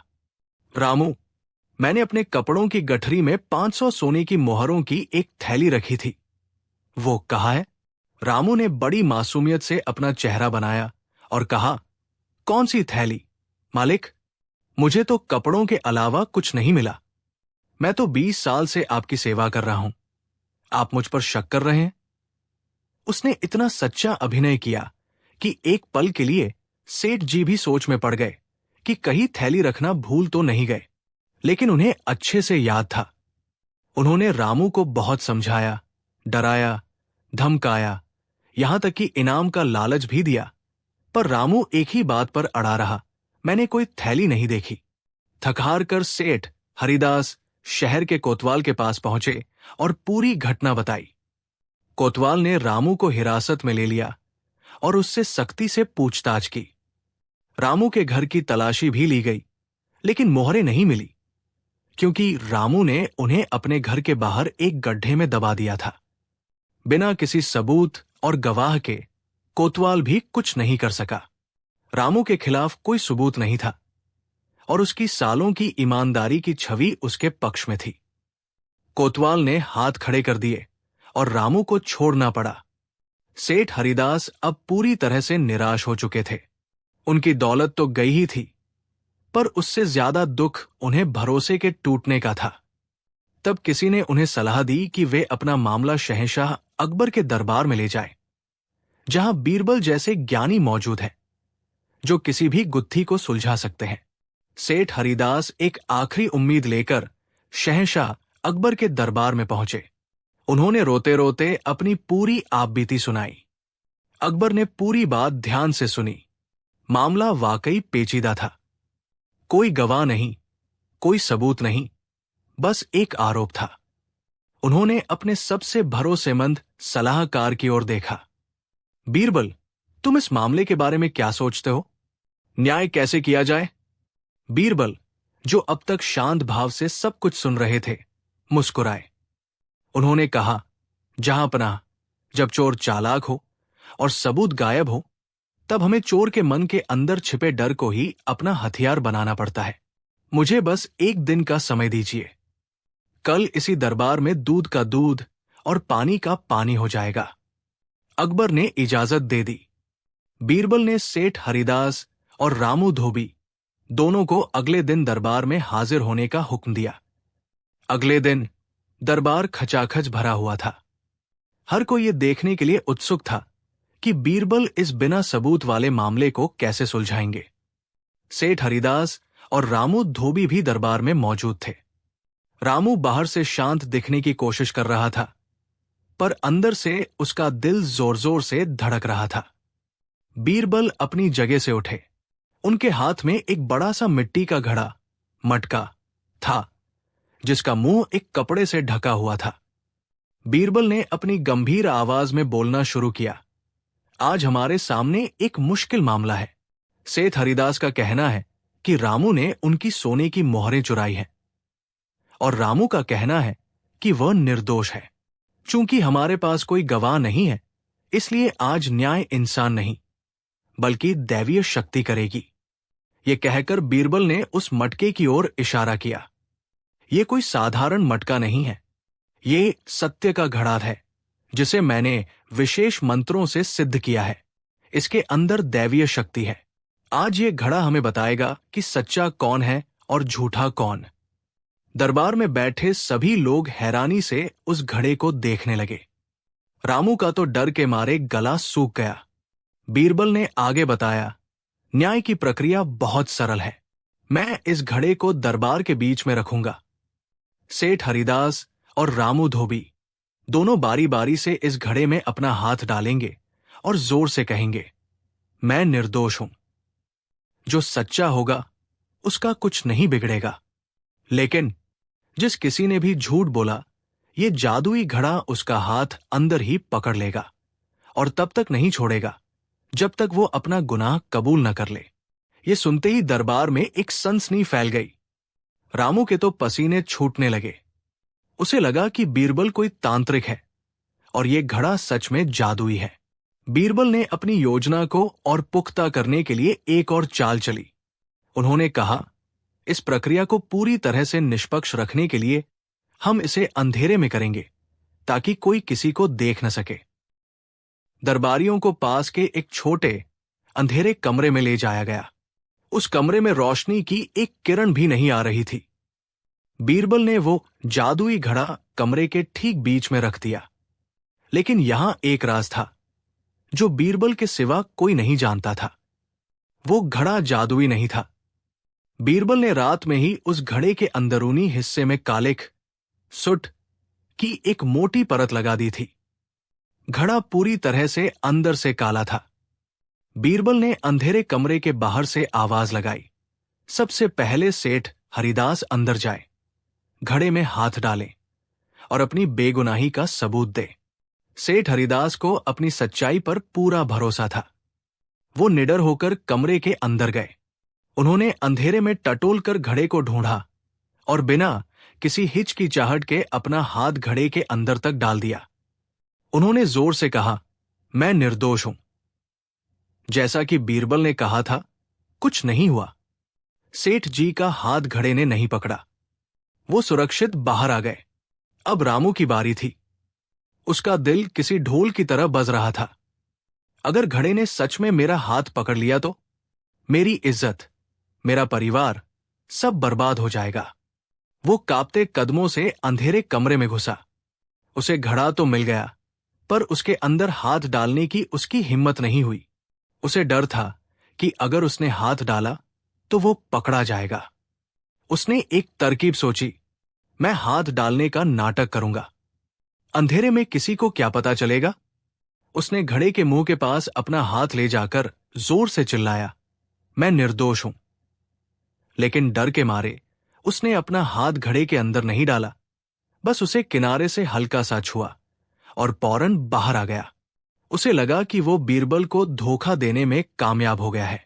जब दोनों बाहर आ गए तो बीरबल ने दरबार को फिर से रोशनी करने का आदेश दिया। बीरबल ने दोनों से कहा, अब आप दोनों अपने अपने हाथ ऊपर उठाकर पूरे दरबार को दिखाइए। सेठ हरिदास ने जैसे ही अपना हाथ ऊपर उठाया, सबने देखा कि उनका पूरा हाथ अंदर तक कालिक से काला था। ये इस बात का सबूत था कि उन्होंने सच में घड़े के अंदर हाथ डाला था। अब सबकी नजरें रामू पर थी। रामू ने जब अपना हाथ उठाया तो दरबार में सन्नाटा छा गया। उसका हाथ एकदम साफ था, एकदम साफ। उस पर कालिक का एक भी निशान नहीं था। बीरबल ने गरजती हुई आवाज में कहा, सबूत सबके सामने है। सेठ हरिदास जो सच्चे थे, उन्हें कोई डर नहीं था, इसलिए उन्होंने निडर होकर घड़े में हाथ डाला और उनका हाथ काला हो गया। लेकिन रामू, तुम्हारे मन में चोर था। तुम्हें डर था कि जादुई घड़ा तुम्हें पकड़ लेगा, इसलिए तुमने अंदर हाथ डालने की हिम्मत ही नहीं की। तुम्हारा साफ हाथ ही तुम्हारे झूठ और तुम्हारे अपराध का सबसे बड़ा सबूत है। ये देखते और सुनते ही रामू धोबी का सारा साहस जवाब दे गया। वो समझ गया कि वो बीरबल की मनोवैज्ञानिक चाल में बुरी तरह फंस चुका है। वो बीरबल के पैरों में गिर पड़ा और रो रो कर अपना गुनाह कबूल कर लिया। मुझे माफ कर दीजिए हुजूर, मुझसे गलती हो गई। लालच ने मेरी अक्ल पर पर्दा डाल दिया था। मैं आपकी मोहरें लौटा दूंगा। उसने बताया कि उसने मोहरें कहाँ छुपाई है और सिपाहियों ने तुरंत जाकर उन्हें बरामद कर लिया। न्याय हो चुका था। बीरबल ने एक बार फिर साबित कर दिया था कि सबसे बड़ा जासूस इंसान का अपना दिमाग और सबसे बड़ा गवाह उसका अपना ज़मीर होता है। अकबर बीरबल की इस अनोखी न्याय प्रणाली से बहुत प्रसन्न हुए। उन्होंने सेठ हरिदास को उनकी मोहरें वापस दिलवाई। रामू को उसकी गलती के लिए दंड तो मिला, लेकिन बीरबल ने सिफारिश की कि उसकी सालों की सेवा को देखते हुए उसे सुधरने का एक मौका दिया जाए। तो दोस्तों, ये थी कहानी एक ऐसे न्याय की जहां सच को बाहर लाने के लिए किसी जादू की नहीं, बल्कि इंसान के मनोविज्ञान को समझने की जरूरत थी। बीरबल जानते थे कि एक दोषी व्यक्ति का डर ही उसे पकड़वाता है। ये कहानी हमें सिखाती है कि झूठ के पाव नहीं होते और सच, चाहे कितनी भी कालिक के पीछे छुपा हो, एक न एक दिन बाहर आ ही जाता है। कहानी 5। ये उन दिनों की बात है जब मुगल सल्तनत का सूरज पूरे हिंदुस्तान पर चमक रहा था। शहंशाह अकबर का दरबार अपनी शानो शौकत और न्याय के लिए दूर दूर तक मशहूर था। लेकिन आज दरबार का माहौल कुछ बदला हुआ था। हवा में एक अजीब सी खामोशी थी, जिसे एक दूत के हाथ में पकड़ा हुआ पत्र और गहरा बना रहा था। यह पत्र अकबर के पड़ोसी राज्य विजयगढ़ के राजा विक्रमजीत ने भेजा था। राजा विक्रमजीत अपनी सैन्य शक्ति के लिए तो नहीं, पर अपने घमंड और अहंकार के लिए पूरे भारतवर्ष में कुख्यात थे। उन्हें लगता था कि बुद्धि और चतुराई में उनके दरबारियों का कोई मुकाबला नहीं कर सकता। अकबर ने पत्र को दोबारा पढ़ा और हर शब्द के साथ उनका चेहरा गुस्से से लाल होता जा रहा था। वे क्रोध से कांपती आवाज में बोले, इस विक्रमजीत की ये मजाल। उसने हमारी सल्तनत का, हमारे दरबारियों का और हमारा अपमान करने की हिम्मत कैसे की? एक दरबारी ने हिम्मत करके पूछा, गुस्ताखी माफ हो जहांपनाह, पर उस पत्र में ऐसा क्या लिखा है जिसने आपको इतना विचलित कर दिया है? अकबर ने पत्र मंत्री की ओर फेंकते हुए कहा, इसे पढ़कर सुनाओ। पूरे दरबार को सुनाओ कि विजयगढ़ का राजा हमारे बारे में क्या सोचता है। मंत्री ने कांपते हाथों से पत्र उठाया और पढ़ना शुरू किया। शहंशाह अकबर को विजयगढ़ के महाराज विक्रमजीत का सलाम। हमने सुना है कि आपके दरबार में 9 रत्न हैं और आप अपनी सल्तनत की बुद्धिमानी का बड़ा गुणगान करते हैं। लेकिन सच तो यह है कि हमारे राज्य विजयगढ़ में इतनी बुद्धिमानी है कि हमारे यहाँ के गधे भी आपके दरबारियों से ज्यादा समझदार हैं। ये सुनते ही पूरा दरबार सन्न रह गया। हर तरफ कानाफूसी और गुस्से की लहर दौड़ गई। मंत्री ने पढ़ना जारी रखा, अगर आपको हमारी बात पर शक हो तो अपने सबसे बुद्धिमान मंत्री को हमारे पास भेजिए। हम ये साबित कर देंगे कि उसकी अक्ल भी हमारे राज्य के किसी आम गधे से ज्यादा नहीं है। ये सिर्फ एक चुनौती नहीं थी, ये एक सीधा अपमान था। राजा विक्रमजीत ने अकबर के नवरत्नों की तुलना अपने राज्य के गधों से की थी। पूरे दरबार में आग लग गई। हर दरबारी का खून खौल रहा था। वे युद्ध की मांग करने लगे। एक सेनापति ने अपनी तलवार पर हाथ रखकर कहा, हुक्म दीजिए जहांपनाह, हम अभी विजयगढ़ पर चढ़ाई कर देंगे और उस घमंडी राजा का सिर आपके कदमों में लाकर रख देंगे। अकबर बोले, नहीं, हम क्रोध में आकर कोई निर्णय नहीं लेंगे। इस अपमान का जवाब तलवार से नहीं, अक्ल से दिया जाएगा। बीरबल कहाँ है? सबकी निगाहें बीरबल को ढूंढने लगी, जो अब तक खामोशी से सब कुछ सुन रहे थे। उनके चेहरे पर न गुस्सा था न चिंता, बस एक हल्की सी रहस्यमयी मुस्कान थी। बीरबल आगे आए और सिर झुकाते हुए बोले, जी जहांपनाह, मैं यही हूं। अकबर ने पूछा, बीरबल, तुमने सुना उस विक्रमजीत ने हमारी सल्तनत को क्या कहा है?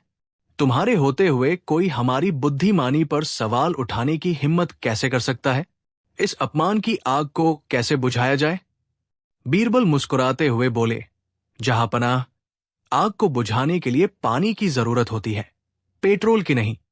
अगर हम युद्ध करेंगे तो विक्रमजीत की बात सच साबित हो जाएगी कि हम बुद्धि से नहीं बल से काम लेते हैं। इस अपमान का जवाब हम उसी की भाषा में पर अपने तरीके से देंगे। अकबर ने पूछा, क्या मतलब है तुम्हारा? तुम क्या करोगे? बीरबल ने जवाब दिया, हुजूर, आप मुझे 1 महीने का समय, कुछ सोने की मोहरें और शहर के सबसे सीधे सादे गधे को ढूंढने की इजाजत दीजिए। मैं वादा करता हूं कि विजयगढ़ का राजा खुद अपने कहे शब्दों पर शर्मिंदा होगा। दरबार में बैठे अन्य मंत्री जो बीरबल से जलते थे, वे हंसने लगे। एक दरबारी ने ताना मारते हुए कहा, वाह, राजा ने हमें गधा कहा और बीरबल सच में गधा ढूंढने निकल पड़े। यही है इनकी बुद्धिमानी। अकबर ने उन्हें चुप कराते हुए कहा, खामोश, हमें बीरबल पर पूरा यकीन है। बीरबल, तुम्हें जो चाहिए वो मिलेगा, लेकिन याद रहे, सल्तनत की इज्जत अब तुम्हारे हाथों में है। बीरबल ने विश्वास से कहा, आप निश्चिंत रहें जहांपनाह। और इस तरह बीरबल उस असंभव से लगने वाले मिशन पर निकल पड़े। उन्होंने न कोई सेना तैयार की, न कोई हथियार उठाया। उनका सबसे बड़ा हथियार तो उनका दिमाग था।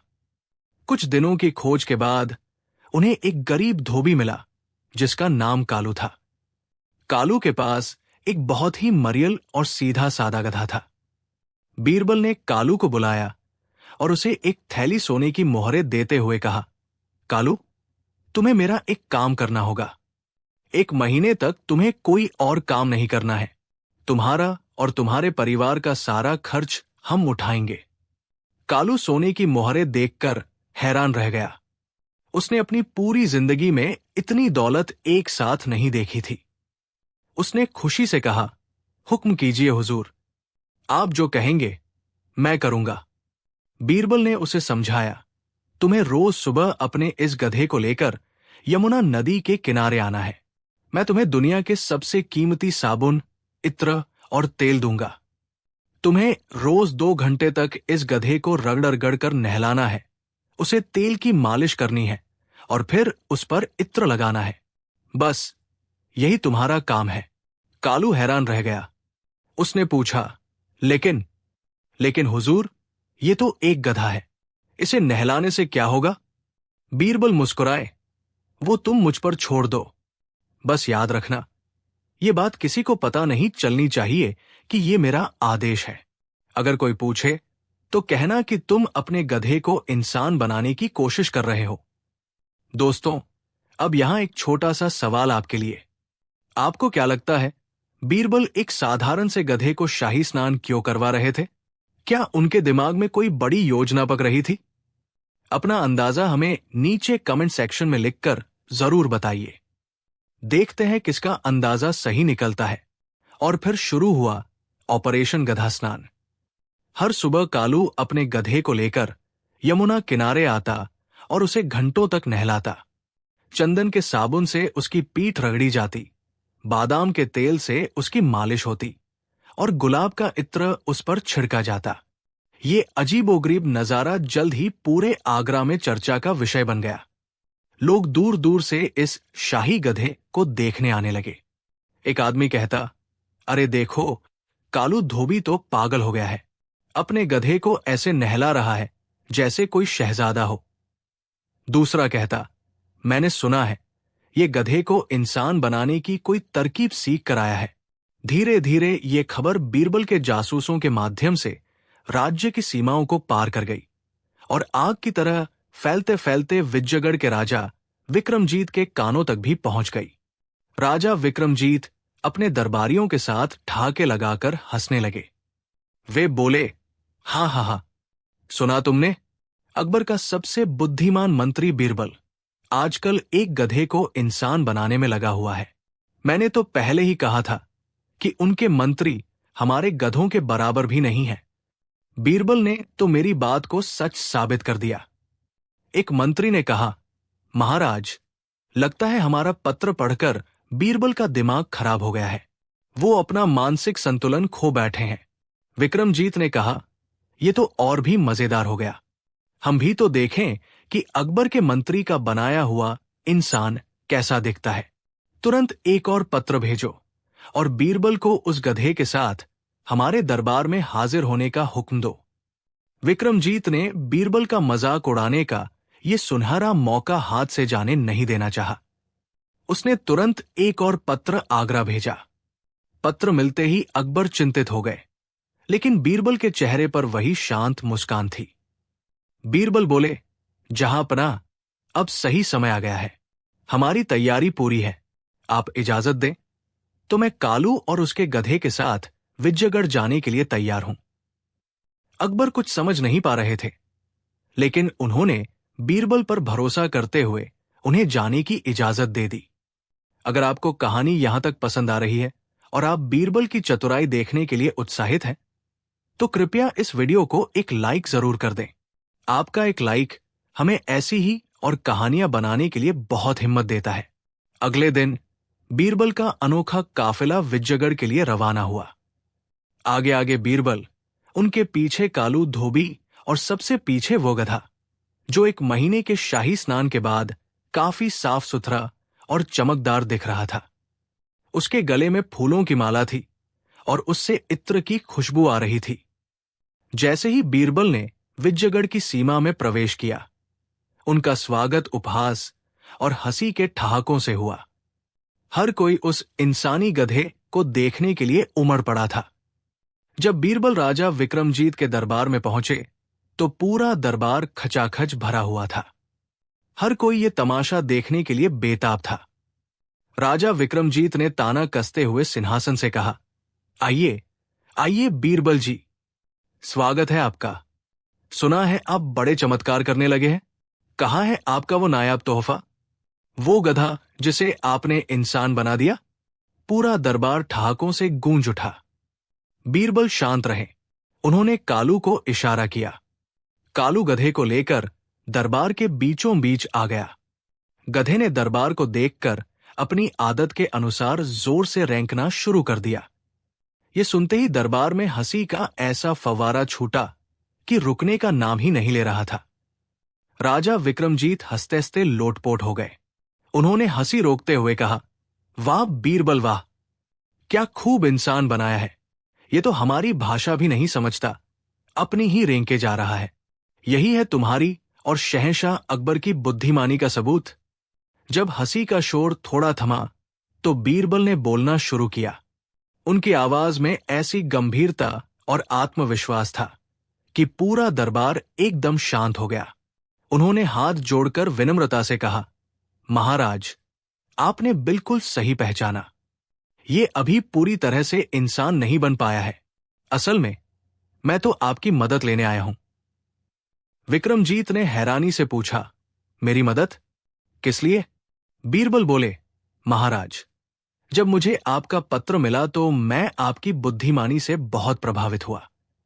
आपने लिखा था कि आपके राज्य में गधे भी समझदार होते हैं। मैंने सोचा कि जिस राज्य में गधे इतने समझदार हों, वहां के राजा और मंत्री तो अवश्य ही गधों को इंसान बनाने की कला जानते होंगे। बीरबल ने एक पल का विराम लिया। दरबार में अब कानाफूसी शुरू हो गई थी। बीरबल ने अपनी बात जारी रखते हुए कहा, महाराज, मैं तो एक साधारण बुद्धि का मंत्री हूं। मैं इस गधे को इंसान बनाने की प्रक्रिया का केवल पहला चरण ही पूरा कर पाया हूं। मैंने इसे 1 महीने तक नहला धुलाकर साफ सुथरा रहना और इंसानों के बीच कैसे उठना बैठना है, ये सिखा दिया है। अब ये इंसानों की तरह साफ रहता है और गंदगी से दूर भागता है। बीरबल ने गधे की तरफ इशारा करते हुए कहा, देखिए, ये कितना साफ है।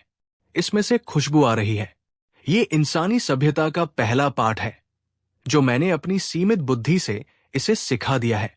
लेकिन महाराज, बीरबल ने अपनी आवाज में नाटकीयता लाते हुए कहा, असली और सबसे मुश्किल काम तो अब बाकी है।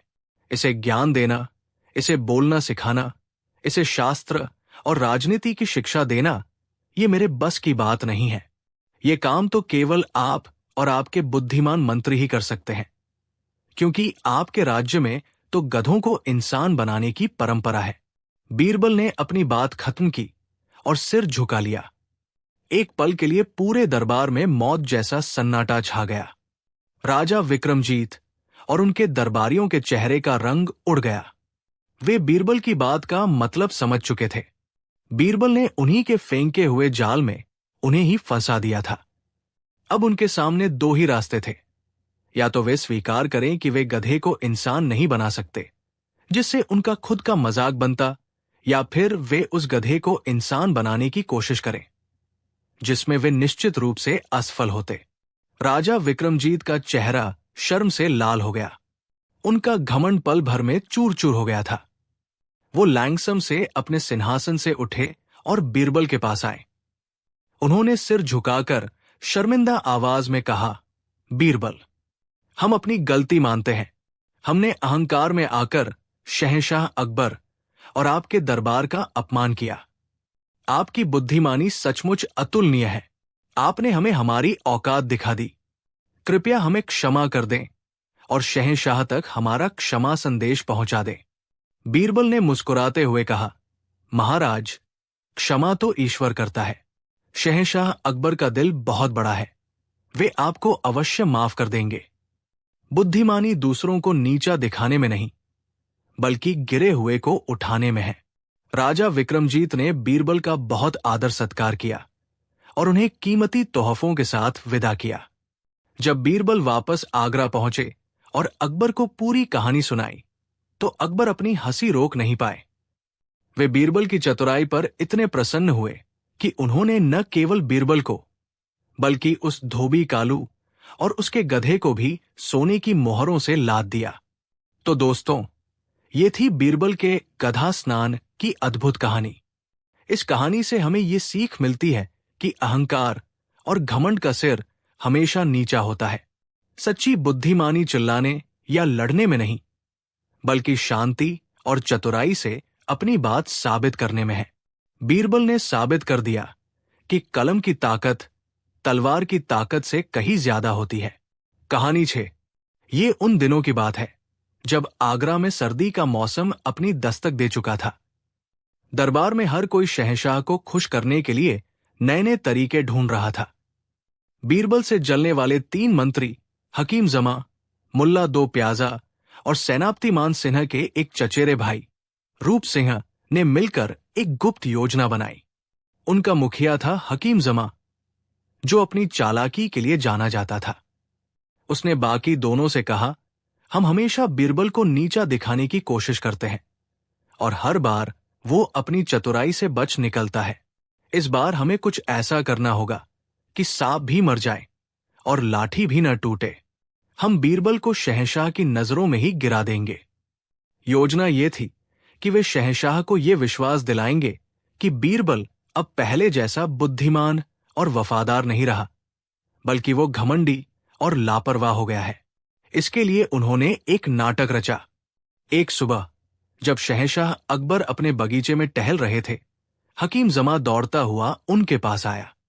उसका चेहरा चिंता और हैरानी से भरा हुआ था।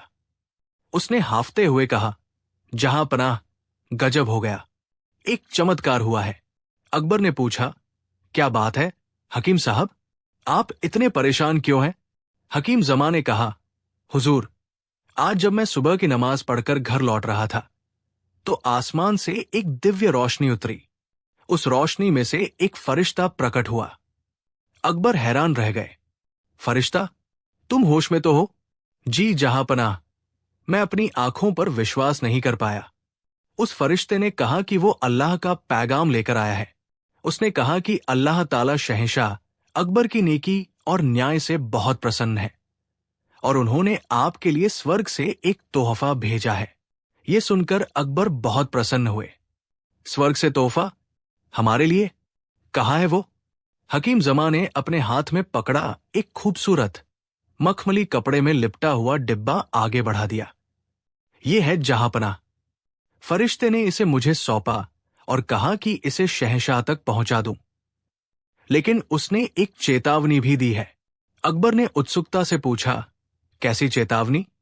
हकीम जमा ने दुखी चेहरा बनाकर कहा, फरिश्ते ने कहा कि शहंशाह के दरबार में एक ऐसा मंत्री है जिसका दिल अब काला हो चुका है। उसे अपनी बुद्धि पर बहुत घमंड हो गया है और वो अब पहले जैसा वफादार नहीं रहा। फरिश्ते ने कहा कि इस डिब्बे को उस मंत्री के हाथों से दूर रखा जाए, वरना इस तोहफे का असर खत्म हो जाएगा। अकबर की त्योरियां जद गई। कौन है वो मंत्री? क्या फरिश्ते ने उसका नाम बताया? हकीम जमा ने सिर झुकाकर कहा, जी जहांपनाह। उसने बीरबल का नाम लिया। ये सुनते ही अकबर को एक झटका लगा। बीरबल, उनका सबसे प्रिय मित्र और सलाहकार? उन्हें यकीन नहीं हुआ। लेकिन हकीम जमा इतना सच्चा अभिनय कर रहा था और स्वर्ग से आए तोहफे की बात इतनी आकर्षक थी कि अकबर के मन में भी संदेह का एक छोटा सा बीज पड़ ही गया। अकबर ने वो डिब्बा ले लिया और उसे खोलने ही वाले थे कि हकीम जमा ने उन्हें रोक दिया। नहीं जहांपनाह, फरिश्ते ने कहा है कि इसे अकेले में पूरी श्रद्धा के साथ ही खोला जाए। अकबर ने डिब्बा अपने निजी कक्ष में रखवा दिया और पूरे दिन इसी सोच में डूबे रहे। क्या बीरबल सच में बदल गया है? क्या सत्ता और प्रसिद्धि ने उसे घमंडी बना दिया है? दोपहर में जब दरबार लगा तो अकबर का व्यवहार बीरबल के प्रति थोड़ा रूखा था। उन्होंने बीरबल से ज्यादा बात नहीं की और उनकी बातों को अनसुना करते रहे। बीरबल तुरंत समझ गए कि कुछ तो गड़बड़ है, पर वो चुप रहे। शाम को मुल्ला दो प्याजा और रूप सिन्हा भी अलग अलग बहाने बनाकर शहंशाह के पास पहुंचे और उन्होंने भी बीरबल के खिलाफ कान भरने शुरू कर दिए। एक ने कहा कि बीरबल अब दरबार में देर से आते हैं, तो दूसरे ने कहा कि बीरबल अब गरीबों की फरियाद नहीं सुनते। तीनों ने मिलकर अकबर के मन में शक का बीज अच्छी तरह बो दिया था। रात में अकबर ने अपने कक्ष में वह रहस्यमयी डिब्बा खोला। उसके अंदर एक और छोटा सोने का डिब्बा था। जब उन्होंने उसे खोला तो उसमें से एक अद्भुत मीठी सुगंध फैली। डिब्बे के अंदर एक बहुत ही सुंदर कीमती अंगूठी थी, जिसके बीच में एक बड़ा सा हीरा जड़ा हुआ था। साथ में एक पत्र भी था जिसमें लिखा था, अपने सबसे नेक बंदे शहंशाह अकबर के लिए अल्लाह का तोहफा। अकबर उस अंगूठी को देखकर मंत्रमुग्ध हो गए। उन्हें अब पूरा यकीन हो गया कि हकीम जमा सच कह रहा था। उन्हें बीरबल पर बहुत गुस्सा आया। उन्हें लगा कि बीरबल ने उनके भरोसे को तोड़ा है। अगले दिन दरबार में अकबर ने वो अंगूठी पहन रखी थी। उन्होंने जानबूझकर बीरबल को नजरअंदाज किया और हकीम जमा की बहुत तारीफ की। उन्होंने पूरे दरबार को स्वर्ग से मिले उपहार की कहानी सुनाई, लेकिन ये भी बताया कि एक मंत्री के कारण उस तोहफे पर खतरा था। उन्होंने बीरबल का नाम तो नहीं लिया, पर उनका इशारा सब समझ रहे थे। बीरबल से जलने वाले दरबारी मन ही मन बहुत खुश हो रहे थे। उन्हें लगा कि आखिरकार उन्होंने बीरबल को शहंशाह की नजरों से गिरा ही दिया। बीरबल शांत रहे। वो जानते थे कि ये कोई षड्यंत्र है और इसे काटने के लिए सीधे भिड़ना सही नहीं होगा। उन्हें सच को सामने लाने के लिए एक बड़ी और चतुर योजना की जरूरत थी। उन्होंने अपने कुछ भरोसेमंद जासूसों को हकीम जमा, मुल्ला दो प्याजा और रूप सिंह पर नजर रखने के लिए लगा दिया। उन्होंने उस सुनार का भी पता लगाने को कहा जिसने हाल ही में कोई बहुत कीमती अंगूठी बनाई हो। 2 दिन बाद बीरबल के जासूस खबर लेकर आए। उन्होंने बताया कि हकीम जमा कुछ दिन पहले शहर के सबसे प्रसिद्ध सुनार हीरालाल की दुकान पर गया था। बीरबल खुद भेष बदलकर हीरालाल सुनार के पास पहुंचे। थोड़ी पूछताछ करने पर हीरालाल ने मान लिया कि हकीम जमा ने उससे 1 लाख सोने की मोहरों में एक बहुत ही कीमती अंगूठी बनवाई थी। उसने ये भी बताया कि हकीम ने उसे इस बात को गुप्त रखने के लिए धमकी भी दी थी। बीरबल को अब पूरा खेल समझ में आ गया था। वो जानते थे कि स्वर्ग का उपहार असल में हकीम जमा की जेब से आया था। अब बारी थी पलटवार की। अगले दिन बीरबल दरबार में एक बहुत ही साधारण फटे पुराने कपड़े पहने हुए पहुंचे। उनके हाथ में एक मिट्टी की हांडी थी जिसे उन्होंने कसकर पकड़ रखा था। उनके चेहरे पर गहरी उदासी और थकान थी। उन्हें इस हालत में देखकर सब हैरान रह गए। अकबर ने भी आश्चर्य से पूछा, बीरबल, ये क्या हाल बना रखा है तुमने? और तुम्हारे हाथ में ये क्या है? बीरबल की आंखों में आंसू आ गए। उन्होंने रोने का नाटक करते हुए कहा, जहां पनाह, मैं क्या बताऊं? मैं बहुत शर्मिंदा हूं। मैं आपके भरोसे के लायक नहीं रहा। मैं इतना बड़ा पापी हूं कि मुझे अब इस दरबार में रहने का कोई हक नहीं है। यह सुनकर अकबर और बाकी दरबारी चौंक गए। हकीम जमा और उसके साथी मन ही मन खुश हो रहे थे। उन्हें लगा कि बीरबल ने अपनी हार मान ली है। अकबर ने कहा, साफ साफ कहो, हुआ क्या है? बीरबल ने अपनी हांडी को और कसकर पकड़ लिया और कहा, जहां पनाह, जब से मुझे पता चला है कि आपके लिए स्वर्ग से उपहार आया है और मेरे पापों के कारण उस पर खतरा था, मैं सो नहीं पाया हूं। मैं अपने पापों का प्रायश्चित करने के लिए कल रात भर यमुना किनारे भटकता रहा। मैं ईश्वर से अपनी गलतियों की माफी मांग रहा था। बीरबल ने एक गहरी सांस ली। तभी आधी रात को वही चमत्कार हुआ जो हकीम साहब के साथ हुआ था। आसमान से एक रोशनी उतरी और एक फरिश्ता मेरे सामने प्रकट हुआ। अब दरबार में सन्नाटा छा गया। हकीम जमा का चेहरा देखने लायक था। बीरबल ने आगे कहा, उस फरिश्ते ने मुझसे कहा, बीरबल, हम जानते हैं कि तुम शहंशाह के सच्चे वफादार हो, लेकिन तुम्हारे कुछ दुश्मन हैं जो तुम्हें फंसाना चाहते हैं। उन्होंने ही शहंशाह को झूठा तोहफा देकर तुम्हें उनकी नजरों में गिराने की कोशिश की है। जहां पनाह, फरिश्ते ने मुझे बताया कि आपने जो अंगूठी पहनी है वो स्वर्ग से नहीं बल्कि आगरा के एक सुनार की दुकान से आई है। अकबर हैरान रह गए। हकीम जमा के तो पसीने छूटने लगे। बीरबल ने अपनी बात जारी रखी। फरिश्ते ने कहा कि अल्लाह ताला इस धोखे से बहुत नाराज है। उन्होंने कहा कि शहंशाह अकबर इतने नेक हैं कि उनके लिए नकली तोहफा भेजना उनका अपमान है। इसलिए उन्होंने मेरे हाथों शहंशाह के लिए एक असली तोहफा भेजा है। एक ऐसा तोहफा जो सीधा नरक, जहन्नुम की आग से निकालकर लाया गया है। नरक से तोहफा, यह सुनकर पूरे दरबार में सिहरन दौड़ गई। बीरबल ने अपनी मिट्टी की हांडी ऊपर उठाई। जहां पनाह, यह है वो तोहफा। फरिश्ते ने कहा है कि इसमें नरक की आग में जलने वाले पापियों की आत्माओं को सजा देने वाला एक विशेष कोड़ा है। फरिश्ते ने हुक्म दिया है कि जो कोई भी शहंशाह को धोखा देने की कोशिश करे उसे इसी कोड़े से 100 बार मारा जाए। हकीम जमा, मुल्ला दो प्याजा और रूप सिन्हा का तो डर के मारे खून सूख गया। बीरबल ने हांडी का ढक्कन थोड़ा सा खोला और अंदर झांकने का नाटक किया। ओह, ये तो बहुत गर्म है, इसमें से तो धुआं निकल रहा है। फरिश्ते ने एक और बात कही थी। जहांपनाह, अकबर ने पूछा, क्या? बीरबल ने अपनी नजरें उन तीनों षड्यंत्रकारियों पर गड़ा दी। फरिश्ते ने कहा कि दरबार में 3 ऐसे पापी मौजूद हैं जिन्होंने मिलकर आपके साथ ये धोखा किया है। ये नरक का कोड़ा उन तीनों को पहचानता है। जैसे ही मैं इस हाड़ी को पूरी तरह खोलूंगा, ये कोड़ा खुद ब खुद हवा में उड़ेगा और उन तीनों धोखेबाजों की पीठ पर 100-100 बार बरसेगा।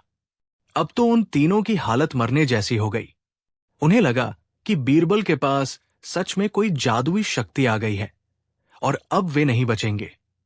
बीरबल ने हाड़ी को पूरी तरह खोलने के लिए अपने हाथ ऊपर उठाए और जोर से कहा, तो बोलिए जहांपनाह, क्या मैं इस हाड़ी को खोल दूं, ताकि सच और झूठ का फैसला अभी इसी वक्त हो जाए। जैसे ही बीरबल ने यह कहा, इससे पहले कि वो हाड़ी खोलते, हकीम जमा, मुल्ला दो प्याजा और रूप सिंह एक साथ चिल्लाए, नहीं, नहीं, हमें माफ कर दीजिए जहांपनाह, और तीनों भागकर अकबर के पैरों में गिर पड़े। उन्होंने रो रो कर अपना सारा षड्यंत्र कबूल कर लिया। उन्होंने बताया कि कैसे उन्होंने अंगूठी खरीदी, कैसे फरिश्ते की झूठी कहानी बनाई और कैसे उनका मकसद सिर्फ बीरबल को नीचा दिखाना था। सच सबके सामने था। अकबर का चेहरा गुस्से से लाल हो गया। उन्होंने उन तीनों को तुरंत कैद करने का आदेश दिया। फिर वो बीरबल के पास आए और अपनी गलती के लिए शर्मिंदा हुए। बीरबल, हमें माफ कर दो। हम अपने दोस्तों और दुश्मनों को पहचानने में भूल कर गए। हम उनकी झूठी कहानी में आ गए थे।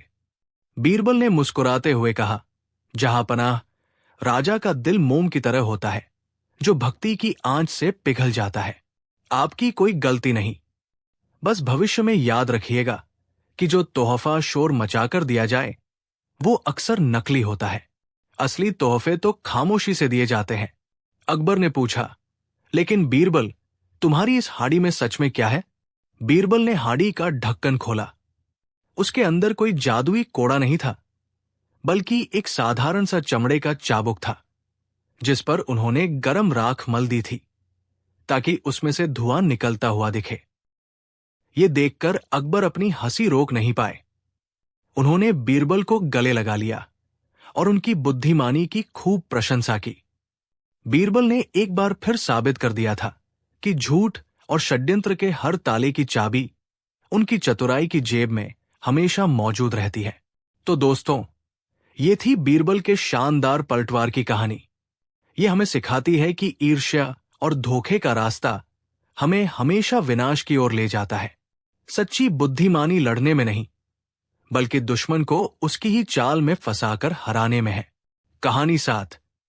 ये उन दिनों की बात है जब मुगल सल्तनत अपनी समृद्धि के शिखर पर थी। शहंशाह अकबर का खजाना सोने चांदी से लबालब भरा था और उनके दरबार में एक से बढ़कर एक अमीर मंत्री, सेठ और जागीरदार मौजूद थे। एक शाम अकबर अपने भव्य दरबार में बैठे हुए थे।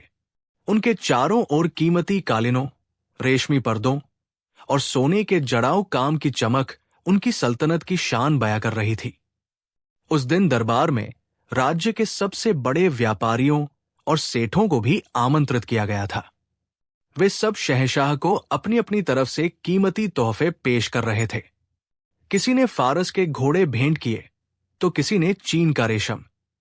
एक सेठ ने तो हीरों से जड़ा एक शतरंज भेंट किया जिसकी चमक से सबकी आंखें चौंधिया रही थी। ये सब देखकर शहंशाह अकबर का मन गर्व से भर गया। उन्होंने अपनी सल्तनत की समृद्धि पर इतराते हुए कहा, माशाअल्लाह, हमारी सल्तनत में दौलत की कोई कमी नहीं है। हमारे मंत्री, हमारे सेठ, हमारे सेनापति सब एक से बढ़कर एक धनी हैं। हमें यह देखकर खुशी होती है कि हमारी प्रजा इतनी खुशहाल और समृद्ध है। फिर उन्होंने दरबारियों पर एक नजर डाली और एक सवाल पूछा, हम ये जानना चाहते हैं कि हमारी पूरी सल्तनत में आगरा शहर का सबसे अमीर, सबसे धनवान व्यक्ति कौन है? ये सवाल सुनते ही दरबार में एक होड़ सी लग गई। हर कोई अपने अपने अनुमान लगाने लगा। एक मंत्री खड़ा हुआ और बोला, जहांपनाह, मेरे ख्याल से हमारे शाही खजांची दीवान टोडरमल जी ही सबसे अमीर है। आखिर पूरी सल्तनत का खजाना उन्हीं की देखरेख में है। तभी शहर का सबसे बड़ा जवाहरात का व्यापारी सेठ हीराचंद खड़ा हुआ। उसने अपनी उंगलियों में पहनी 10 कीमती अंगूठियों को चमकाते हुए कहा, गुस्ताखी माफ हो हुजूर, पर दौलत तो हम व्यापारियों के पास होती है, जो दुनिया भर से व्यापार करके सल्तनत को अमीर बनाते हैं। मेरे ख्याल से मुझसे ज्यादा अमीर इस शहर में कोई नहीं। इसी तरह किसी ने सेनापति मान सिन्हा का नाम लिया, जिनकी जागीरें दूर दूर तक फैली थी, तो किसी ने किसी और बड़े सेठ का। पूरा दरबार अपनी अपनी राय दे रहा था और हर कोई उस व्यक्ति का नाम ले रहा था जिसके पास सबसे ज्यादा जमीन, जायदाद और सोना था। अकबर ये सब सुनकर मुस्कुरा रहे थे, लेकिन उनकी नजरें बीरबल को ढूंढ रही थी, जो हमेशा की तरह खामोशी से एक कोने में खड़े सब कुछ देख और सुन रहे थे। उनके चेहरे पर एक हल्की रहस्यमयी मुस्कान थी। अकबर ने उनसे पूछा, बीरबल, तुम चुप क्यों हो? पूरा दरबार अपनी राय दे रहा है, पर तुमने कुछ नहीं कहा। तुम्हारी नजर में आगरा का सबसे अमीर व्यक्ति कौन है? बीरबल ने सिर झुकाकर अदब से कहा, जहांपनाह, इन सभी महानुभावों की राय अपनी जगह सही है, पर मेरी नजर में आगरा का सबसे अमीर व्यक्ति इनमें से कोई नहीं है। ये सुनते ही पूरे दरबार में सन्नाटा छा गया। सेठ हीराचंद का मुंह खुला का खुला रह गया। दीवान टोडरमल भी हैरान रह गए। अकबर ने अपनी त्योरियां चढ़ाते हुए कहा, ये क्या कह रहे हो बीरबल? अगर ये लोग नहीं तो फिर कौन है? क्या इस शहर में इनसे भी ज्यादा अमीर कोई है? बीरबल ने बड़ी शांति से जवाब दिया, जी जहांपनाह, मेरी नजर में इस सल्तनत का सबसे अमीर व्यक्ति है हमारे शाही बगीचे का माली रहीम काका। रहीम काका, ये नाम सुनते ही पूरा दरबार ठहाकों से गूंज उठा। सेठ हीराचंद तो हंसते हंसते लोटपोट हो गया। एक दरबारी ने ताना कसते हुए कहा, वाह बीरबल वाह, क्या खूब अमीर ढूंढा है। वो बेचारा माली जो दिन भर धूप में मिट्टी में काम करता है और महीने के चंद सिक्के कमाता है, वो भला सबसे अमीर कैसे हो सकता है? अकबर भी गुस्से से लाल हो गए। उन्हें लगा कि बीरबल उनका मजाक उड़ा रहे हैं। उन्होंने गरजती हुई आवाज में कहा, बीरबल, ये कैसी बेतुकी बात है? तुमने एक गरीब माली की तुलना हमारे सल्तनत के इन स्तंभों से करके हम सबका अपमान किया है। या तो तुम अपनी बात को साबित करो, वरना हम तुम्हें इस गुस्ताखी के लिए सख्त सजा देंगे। तुम्हारे पास कल सुबह तक का समय है। कल दरबार में तुम्हें यह साबित करना होगा कि वो माली सबसे अमीर क्यों है। बीरबल ने शांति से कहा, जो हुक्म जहांपनाह। कल सुबह सच सबके सामने आ जाएगा। दरबार खत्म हो गया। सभी दरबारी बीरबल पर हंसते हुए और उनका मजाक उड़ाते हुए अपने अपने घर चले गए। उन्हें पूरा यकीन था कि कल बीरबल की चतुराई का अंत हो जाएगा। उस शाम बीरबल शाही बगीचे में पहुंचे। रहीम काका एक बूले लेकिन मजबूत कदकाठी के इंसान थे, जिनके चेहरे पर मेहनत और संतोष की चमक थी। वो उस समय गुलाब की क्यारियों में पानी दे रहे थे और फूलों से ऐसे बातें कर रहे थे जैसे वे उनके अपने बच्चे हों। बीरबल को देखकर वो मुस्कुराए और बोले, आइए मंत्री जी, आज इस गरीब के बगीचे की तरफ कैसे रास्ता भूल गए? बीरबल ने कहा, रहीम काका, आज हम आपसे कुछ मांगने आए हैं। रहीम काका ने हैरानी से कहा, मुझसे? मैं आपको क्या दे सकता हूं? हुजूर, मेरे पास तो कुछ भी नहीं है। बीरबल ने कहा, हमें आपकी मदद चाहिए। कल सुबह दरबार में आपको हमारे साथ चलना होगा। शहंशाह ने आपको याद किया है। यह सुनकर रहीम काका थोड़ा घबरा गए, पर बीरबल ने उन्हें दिलासा दिया और समझाया कि उन्हें क्या करना है। उसके बाद बीरबल शहर के सबसे अमीर सेठ हीराचंद के महल जैसे घर पर पहुंचे। सेठ ने उनका स्वागत तो किया, पर उसके चेहरे पर तनाव साफ झलक रहा था। बीरबल ने पूछा, सेठ जी, आप बड़े बेचैन लग रहे हैं। सब खैरियत तो है? सेठ ने ठंडी सांस भरकर कहा, क्या बताओ? मंत्री जी, जब से शहंशाह ने सबसे अमीर व्यक्ति की बात की है, मेरी रातों की नींद उड़ गई है। एक तो व्यापार में आजकल बहुत घाटा हो रहा है, ऊपर से लुटेरों का डर अलग सताता है। रात भर जागकर अपने खजाने की चिंता करता रहता हूं। मुझे डर है कि कहीं कोई मुझसे मेरी दौलत छीन न ले। सच कहूं तो इस दौलत ने मेरा सुख चैन ही छीन लिया है। बीरबल ने उसकी बात ध्यान से सुनी और फिर वहां से विदा ली। उनका आखिरी पड़ाव था दीवान टोडरमल का घर। दीवान जी भी हिसाब किताब के बड़े बड़े बही खातों में डूबे हुए थे। उनके चेहरे पर भी थकान और चिंता थी। बीरबल ने उनसे भी वही सवाल पूछा। दीवान जी ने कहा, बीरबल जी, आप तो जानते ही हैं, पूरी सल्तनत के खजाने की जिम्मेदारी मेरे सिर पर है। मुझे हर पल ये चिंता लगी रहती है कि कहीं कोई कमी न रह जाए, कहीं कोई दुश्मन खजाने को लूट न ले। शहंशाह मुझ पर भरोसा करते हैं और इस भरोसे का बोझ मुझे रात को सोने नहीं देता। बीरबल को अपने सवालों के जवाब मिल चुके थे। अब बस उन्हें इसे शहंशाह के सामने साबित करना था। अगली सुबह दरबार फिर से लगा। सबकी नजरें बीरबल पर थी। अकबर गुस्से में अपने सिंहासन पर बैठे थे। बीरबल ने शहंशाह से इजाजत लेकर सेठ हीराचंद, दीवान टोडरमल और माली रहीम काका तीनों को दरबार में बुलाया। बीरबल ने कहा, जहांपनाह, आज हम इन तीनों से एक एक सवाल पूछेंगे और इनके जवाबों से ही ये साबित हो जाएगा कि सबसे अमीर कौन है। अकबर ने इजाजत दे दी।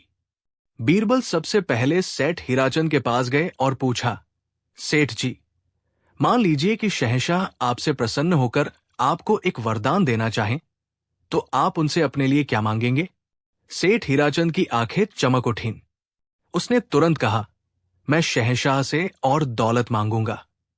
मैं चाहूंगा कि मेरे व्यापार के जहाजों को सुरक्षा मिले, मेरे माल परकर कम हो जाए, ताकि मैं और भी ज्यादा सोना चांदी कमा सकूं और दुनिया का सबसे अमीर आदमी बन जाऊं। उसके जवाब में सिर्फ लालच और असंतोष था। फिर बीरबल दीवान टोडरमल के पास गए और उनसे भी वही सवाल पूछा। दीवान जी ने हाथ जोड़कर कहा, मैं शहंशाह से कुछ नहीं मांगूंगा। मैं तो बस यही प्रार्थना करूंगा कि मुझ पर उनका भरोसा बना रहे और मैं अपनी जिम्मेदारी को ईमानदारी से निभाता रहूं। मेरे लिए यही सबसे बड़ी दौलत है। उनके जवाब में कर्तव्य का बोझ और चिंता थी। अब बारी थी रहीम काका की।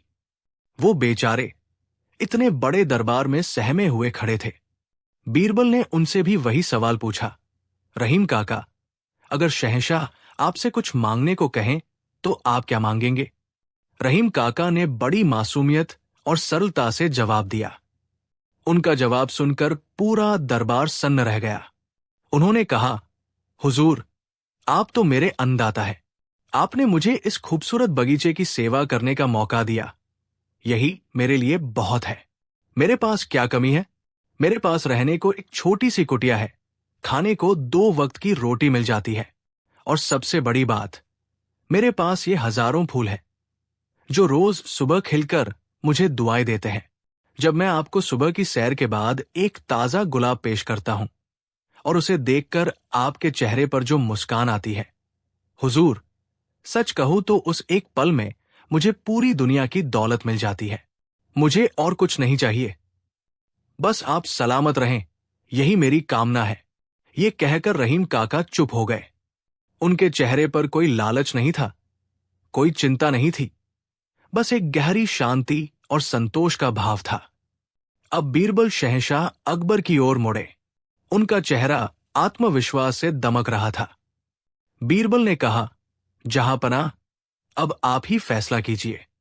एक तरफ है सेठ हीराचंद, जिनके पास सोने के भंडार हैं, पर उन्हें और ज्यादा की भूख है और अपनी दौलत खोने का डर उन्हें सोने नहीं देता। दूसरी तरफ है दीवान साहब, जिनके पास सल्तनत की पूरी दौलत की चाबी है, पर उस जिम्मेदारी का बोझ उन्हें हर पल चिंतित रखता है। इन दोनों के पास धन तो है, पर शांति और संतोष नाम की दौलत नहीं है। और तीसरी तरफ है ये रहीम काका, बीरबल ने माली की ओर इशारा करते हुए कहा, जिनके पास सोने का एक सिक्का भी नहीं है, पर उनके पास दुनिया की सबसे कीमती दौलत है संतोष। उन्हें किसी चीज का लालच नहीं, किसी चीज को खोने का डर नहीं। वो अपने काम से प्यार करते हैं और दूसरों को खुशी देने में ही अपनी खुशी ढूंढते हैं। वो रात को चैन की नींद सोते हैं और सुबह एक नई ताजगी के साथ उठते हैं। बीरबल ने अपनी बात को अंतिम रूप देते हुए कहा, जहां पनाह, असली अमीर वो नहीं जिसके पास बहुत कुछ है। असली अमीर तो वो है जिसे और कुछ नहीं चाहिए। इस परिभाषा के अनुसार रहीम काका ही इस सल्तनत के सबसे अमीर व्यक्ति हैं, क्योंकि वो अपनी सादगी में ही एक शहंशाह की जिंदगी जीते हैं। बीरबल की बातें सुनकर शहंशाह अकबर की आंखें खुल गई। उन्हें अपनी गलती का एहसास हुआ। उन्होंने दौलत को सोने चांदी से तौलने की भूल की थी, जबकि बीरबल ने उसे संतोष और मन की शांति से तौला था। पूरा दरबार खामोश था। आज बीरबल ने उन्हें अमीरी का एक नया और सच्चा अर्थ सिखा दिया था। अकबर अपने सिंहासन से उतरे और सीधे रहीम काका के पास गए। उन्होंने उनके कंधे पर हाथ रखकर कहा, रहीम काका, आज तुमने हमें जीवन का एक बहुत बड़ा सबक सिखाया है।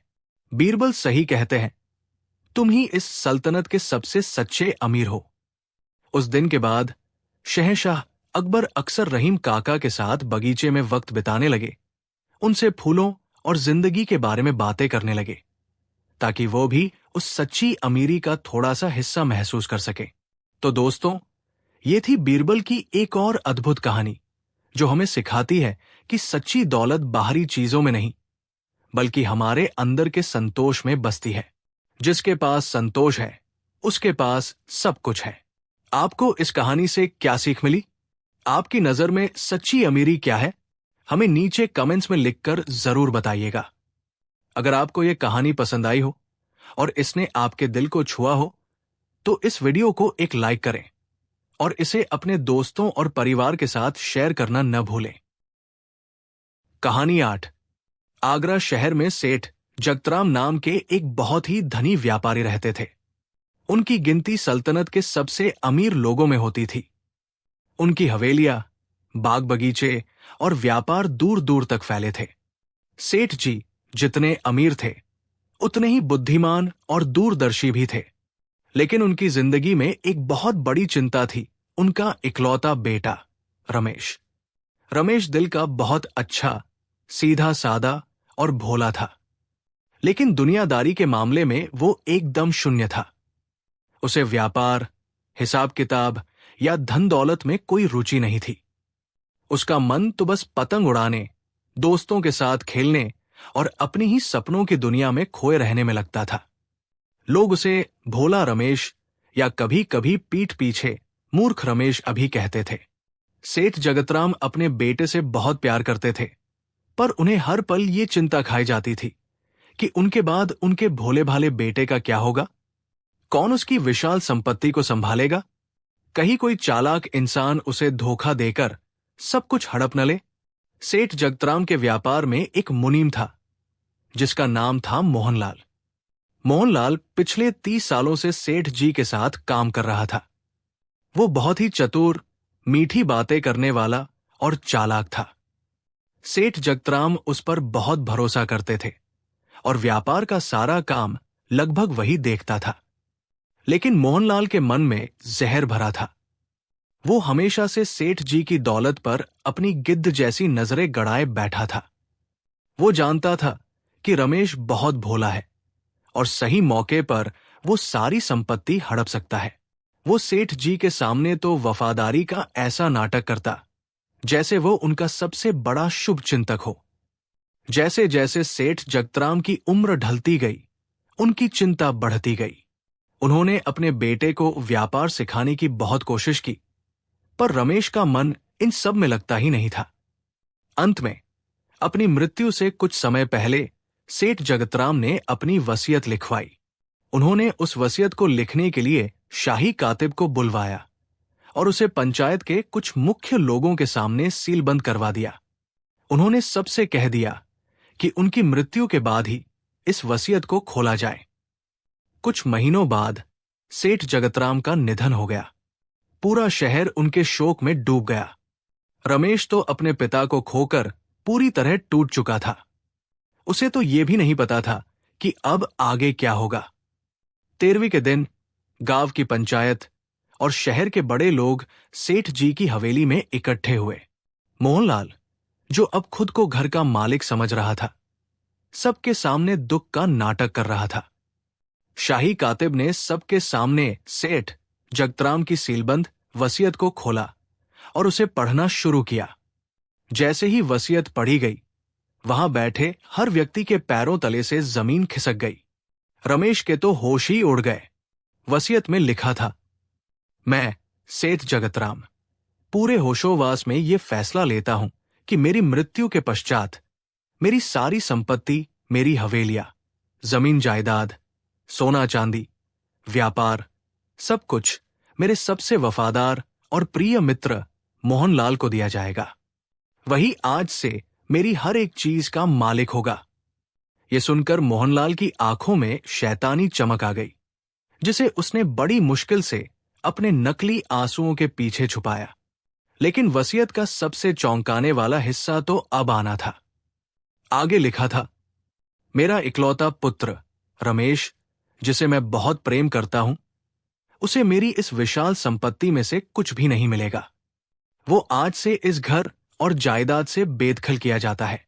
हां, मेरे बेटे होने के नाते मैं उसे सिर्फ एक अधिकार देता हूं। वो मेरी पूरी संपत्ति में से अपनी पसंद की कोई भी एक चीज चुनकर ले सकता है, बस एक चीज। उसके अलावा वो किसी और चीज पर अपना हक नहीं जता सकता। यही मेरा अंतिम और अटल फैसला है। ये वसीयत सुनकर सब सन्न रह गए। ये कैसा फैसला था? एक पिता अपने इकलौते बेटे के साथ ऐसा कैसे कर सकता है? रमेश तो रोते रोते बेहाल हो गया। उसे लगा कि उसके पिता उससे नफरत करते थे। मोहनलाल ने तुरंत घड़ियाली आंसू बहाते हुए कहा, सेठ जी, आपने ये क्या कर दिया? ये बोझ मैं कैसे उठाऊंगा? पर अब जब आपने हुक्म दे ही दिया है, तो मैं आपकी अंतिम इच्छा का पालन जरूर करूंगा। पंचायत के लोग भी कानून से बंधे थे। वसीयत साफ साफ लिखी थी और उस पर सेठ जी की मुहर थी। उन्होंने भारी मन से फैसला सुना दिया कि आज से सारी संपत्ति का मालिक मोहनलाल है। जिस हवेली में रमेश पैदा हुआ था, खेला था, बड़ा हुआ था, उसी हवेली से उसे धक्के मारकर बाहर निकाल दिया गया। उसकी पत्नी सरिता भी उसके साथ थी। दोनों के पास तन पर पहने कपड़ों के सिवा कुछ नहीं था। मोहनलाल ने उन पर दया दिखाते हुए कहा, रमेश, तुम अपने पिता की वसीयत के अनुसार कोई भी एक चीज मांग सकते हो। चाहो तो ये सोने की अंगूठी ले लो या हवेली का कोई कीमती गुलदस्ता ले लो। रमेश इतना भोला था कि वो सच में एक गुलदस्ता उठाने जा रहा था, पर उसकी पत्नी सरिता ने उसे रोक लिया। उसे पता था कि मोहनलाल उन्हें बस बहला रहा है। सड़क पर आकर रमेश फूट फूट कर रोने लगा। मेरे पिताजी मुझसे इतनी नफरत क्यों करते थे? उन्होंने मुझे बेघर कर दिया। सरिता ने उसे हिम्मत बंधाते हुए कहा, नहीं स्वामी, ऐसा नहीं हो सकता। आपके पिता आपसे बहुत प्यार करते थे। इस वसीयत में जरूर कोई गहरा राज छिपा है। हमें न्याय के लिए शहंशाह अकबर के दरबार में जाना चाहिए। मैंने सुना है वहां बीरबल जी है, जो किसी के साथ अन्याय नहीं होने देते। दोनों पति पत्नी भूखे प्यासे किसी तरह आगरा पहुंचे और शहंशाह अकबर के दरबार में फरियाद लेकर खड़े हो गए। जब सरिता ने रो रो कर अपनी पूरी कहानी सुनाई और वो अनोखी वसीयत पढ़कर सुनाई, तो अकबर समेत पूरा दरबार हैरान रह गया। एक मंत्री बोला, ये तो घोर अन्याय है, पर वसीयत तो साफ लिखी है। हम कानून के विरुद्ध कैसे जा सकते हैं? अकबर भी एक दुविधा में पड़ गए। उन्हें रमेश पर दया आ रही थी, पर वसीयत के शब्द उन्हें कोई रास्ता नहीं सूझने दे रहे थे। उन्होंने अपनी आखिरी उम्मीद से बीरबल की ओर देखा।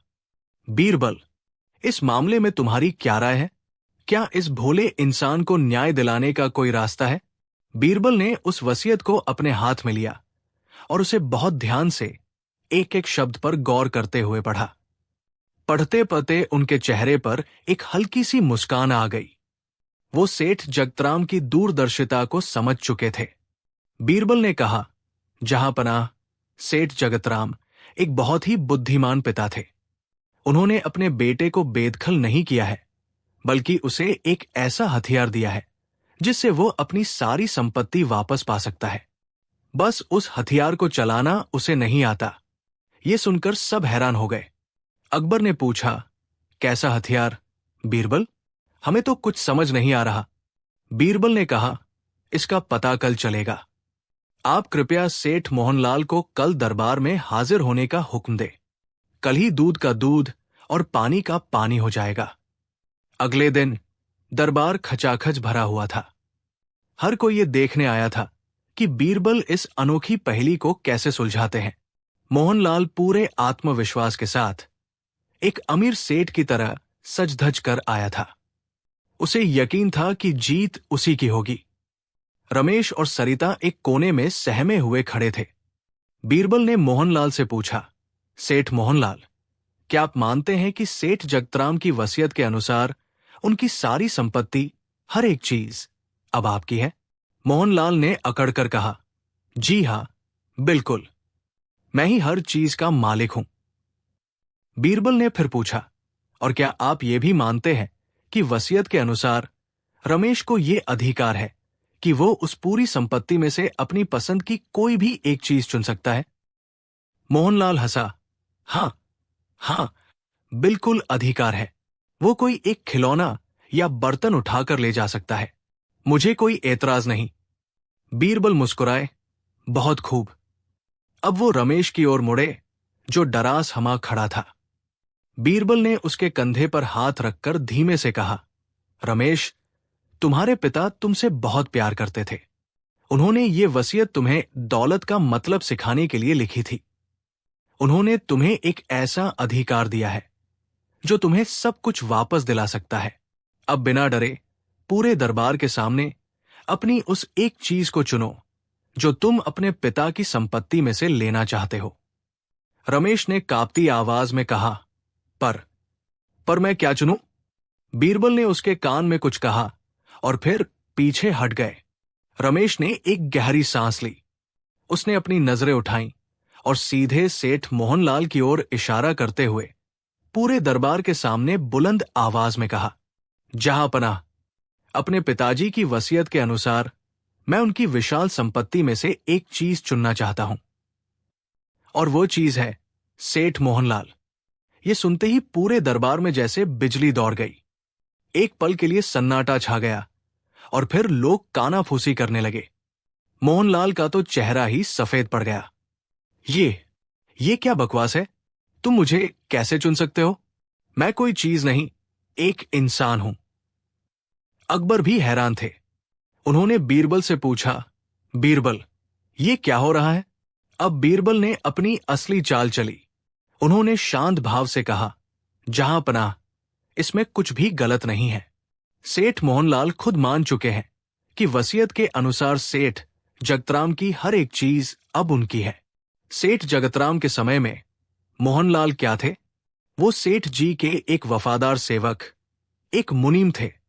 उस समय के कानून के अनुसार एक मालिक के सेवक और कर्मचारी भी उसकी संपत्ति का ही हिस्सा माने जाते थे। बीरबल ने मोहनलाल की ओर देखकर कहा, जब तुमने सेठ जगतराम की सारी संपत्ति को अपना कहा, तो उस संपत्ति के साथ साथ तुमने सेठ जी के मुनीम यानी खुद को भी अपना बना लिया। इसका मतलब यह है कि तुम भी उसी संपत्ति का हिस्सा हो जिस पर अब तुम्हारा अधिकार है। और चूंकि रमेश को उस संपत्ति में से कोई भी एक चीज चुनने का अधिकार है, तो उसने सबसे कीमती चीज को चुना है, वो इंसान जो बाकी सारी संपत्ति को संभालता है। बीरबल का तर्क अकाट्य था। उन्होंने मोहनलाल को उसी के लालच और उसी के शब्दों के जाल में फंसा दिया था। मोहनलाल चीखने लगा, नहीं, ये धोखा है, ये अन्याय है। बीरबल ने कहा, अन्याय नहीं सेठ जी, ये न्याय है। अब जब रमेश ने आपको चुन लिया है, तो आप अब उसके सेवक, उसके गुलाम बन चुके हैं। और एक गुलाम की अपनी कोई संपत्ति नहीं होती। उसकी हर चीज पर उसके मालिक का अधिकार होता है। इसका मतलब यह है कि आपकी अपनी जो भी दौलत है और सेठ जगतराम की जो दौलत अब आपकी थी, वो सब कुछ अब रमेश का है। ये सुनते ही मोहनलाल जमीन पर गिर पड़ा। उसका सारा घमंड, सारी चालाकी धरी की धरी रह गई थी। एक भोले भाले लड़के ने, जिसे वो मूर्ख समझता था, आज उसे ही खरीद लिया था। वो अकबर के पैरों में गिरकर माफी मांगने लगा, अपना गुनाह कबूल करने लगा। अकबर की आंखें खुशी और आश्चर्य से भर गई। वो सेठ जगतराम की दूरदर्शिता और बीरबल की बुद्धिमानी पर कायल हो गए। उन्होंने समझा कि पिता ने जानबूझकर ऐसी वसीयत लिखी थी ताकि उनका बेटा ठोकर खाकर ही सही, पर दौलत का असली मतलब और लोगों को परखना सीख जाए। अकबर ने फैसला सुनाया कि सेठ जगतराम की सारी संपत्ति रमेश को वापस दी जाए। मोहनलाल की अपनी सारी संपत्ति भी जब्त करके शाही खजाने में जमा कर ली गई और उसे धोखाधड़ी के अपराध में जेल भेज दिया गया। रमेश को अपनी विरासत वापस मिल चुकी थी, लेकिन इस घटना ने उसे जिंदगी का वो सबक सिखा दिया था जो उसे कोई किताब नहीं सिखा सकती थी। उसे समझ आ गया था कि उसके पिता ने उसे मूर्ख नहीं बल्कि बुद्धिमान बनाने के लिए ये खेल रचा था। तो दोस्तों, ये थी कहानी एक पिता के अनोखे प्रेम और बीरबल के अद्भुत न्याय की। ये हमें सिखाती है कि सच्ची विरासत सिर्फ धन दौलत नहीं, बल्कि वो बुद्धि और विवेक है जो हमें सही और गलत की पहचान करना सिखाती है।